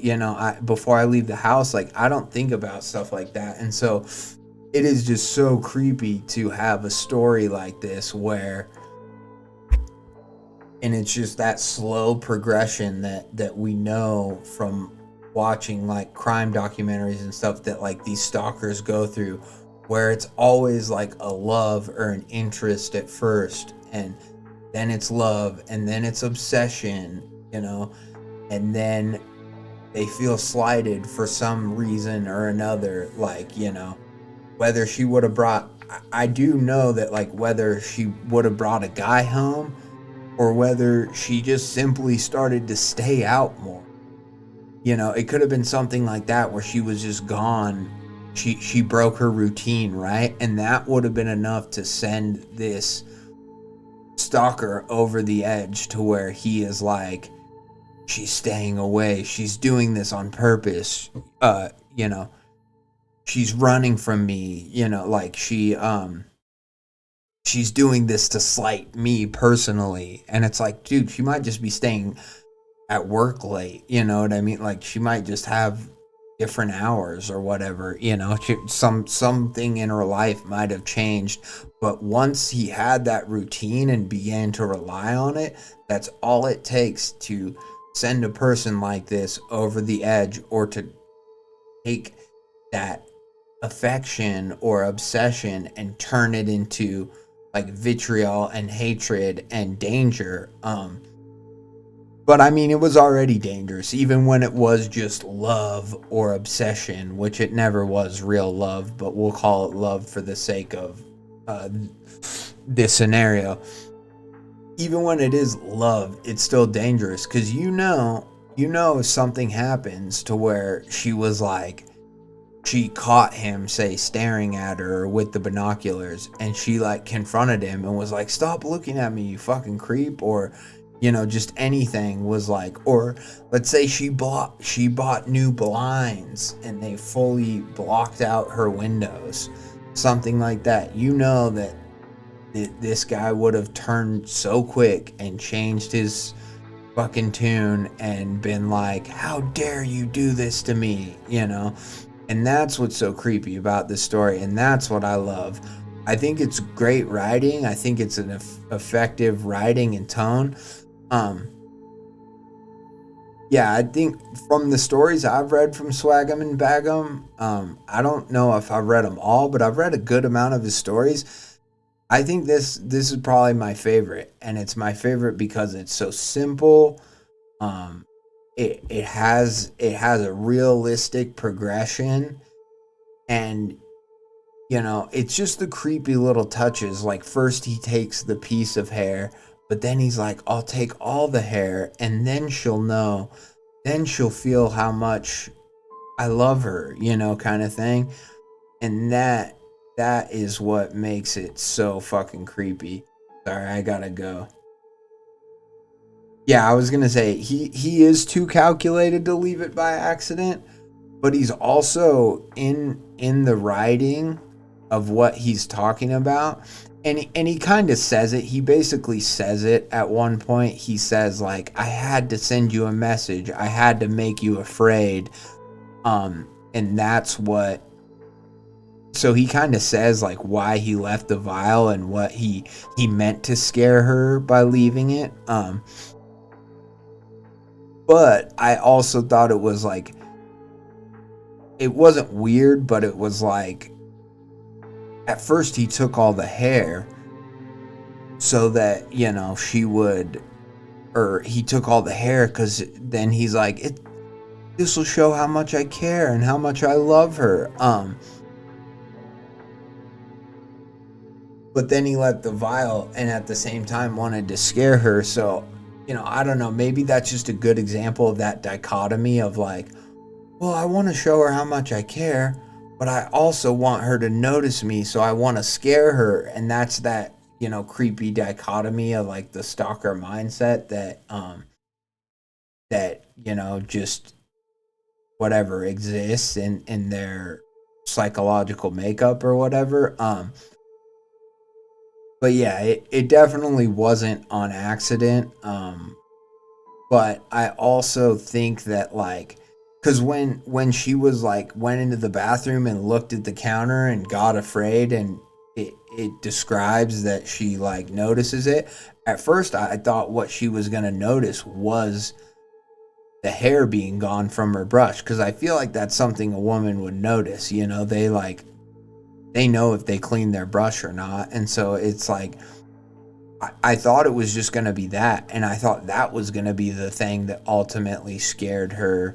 But then it was like, well, she has, you know, she sees the vial too. So ultimately, I think if he hadn't have left the vial, I think it would have had the same sort of reaction.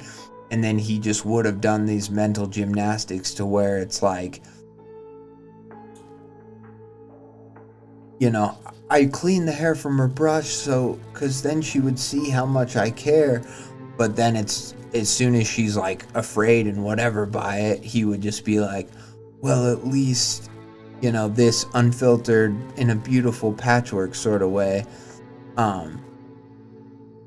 There it was, that connection finally acknowledged. The fear was regrettable but necessary. And then, you know, and just that, the first real emotion you've ever truly directed towards me, raw, unfiltered, beautiful in its own patchwork way. It's like, that would have been the same kind of outcome even if she had just noticed the brush and the hair being gone. I think it's definitely creepier to just leave a vial, like someone is gonna like, what, was someone in your house to like take your blood, or you know what I mean? So it's definitely has a creepier angle to it, but I I think both are creepy. I think the vial could have not even been part of the story, and it's like, I took a piece of her hair, you know, and just put it in his pocket or whatever, but then I grabbed all the hair from her brush, and that's that escalation where these like serial killers and where these whatever perverted people, that's where they can't help themselves. They can't handle, like, you know, they couldn't just take one piece of hair. They couldn't, you know, they have to escalate. They always have to escalate. It's like an addiction. It's like, you know, they need more. It's so creepy. Very, very, like I say, very well written, beautifully paced, beautifully, just amped up, and it never get like, he never kills her, right? He never whatever. It doesn't even need to go there, because the build up and the snapshots of this person's creepiness escalating are the most haunting, terrifying parts. If this story had ended with like, and I kind of thought it was gonna end this way and be like, and so there I was in the closet, you know, and like, and finally the lights turned off and like whatever, and you know, and I hear her snoring. I'm gonna step out and surprise her, basically, you know, and that's not good writing. Like, I'm sure even if it had ended like that, it would have ended in a more like satisfying, suspenseful way. But yeah, I don't. You didn't even need that, and I like that the story didn't go there, because to me, it's creepy. It's creepier that he's like, the police will come and I'll get away with it, and then I'll just be here, you know, waiting, ready, like, that is the creepy part, because it's creepy if the scary monster is in your closet. But in my opinion, it's just as creepy to think, like, no, the scary monster's not in my closet, or the stalker isn't in my closet, but he's out there somewhere, and we don't know where exactly he is. Or maybe in the context of the story, she does know that he's across the street and, like, you know, up one apartment or whatever. But that is the creepiness of the story, is how real it is, how raw and real it is. Great story, great writing by Swagemandbagem. My hat's off to you, my friend. My hat's off to all of our stories tonight. But I have to say, because I've read a good amount of Swagemanbagem's stories, and I really like this one. I think, and it's such a good example of a short story and what they can be, and how simple they can be, and how truly horrifying and just stomach turning they can be. I mean, I was getting goosebumps the whole time. I hated, like, I mean, I wanted to do it justice, so I read it in character, but I hated reading it in character at the same time. Yeah, but that was great. That was a great story. And yeah, I think that's going to do it for my stream, guys. That is going to wrap it up. But please show all of our authors some love. disafex, disafex with Help Me Make a Baby. Sufficient _ object 440. Swagemandbagem, and then of course ckjm or Boots on Ko-Fi here. Go, you know, if you're watching this video and you liked any of their stories, please go upvote them. Please, if you are a writer, this is my PSA to all authors. Send me a story if you'd like a link to a story, if you'd like me to read it.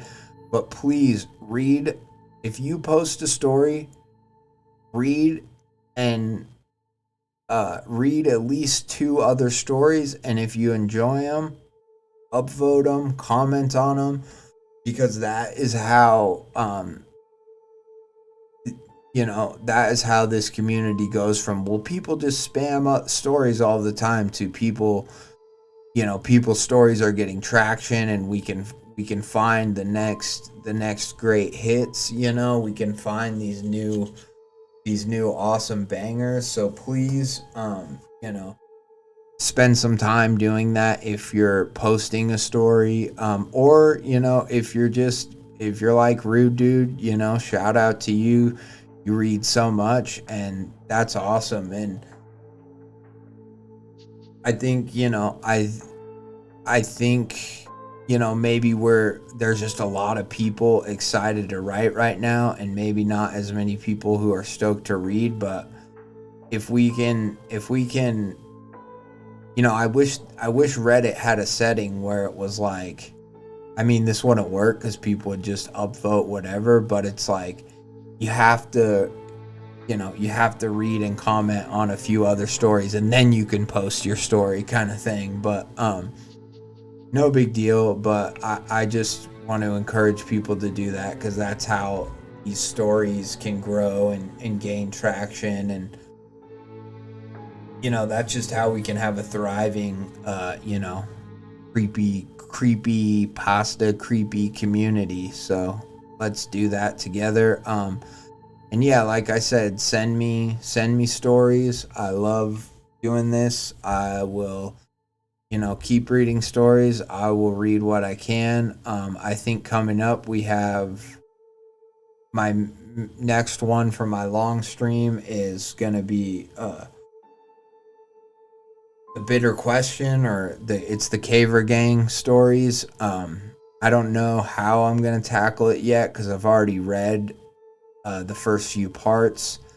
I think I'll probably read some of the beginning, and then I might try to just find some creepy highlights, because it's like a full length 50,000 word novel now, I think. So yeah, I'm definitely not going to read all of it just from start to finish, but I do want to cover it here on my YouTube channel and give it some love. So please, yeah, write stories, send me stories, read stories, and ultimately listen to stories, because stories are badass. And I appreciate you for stopping by and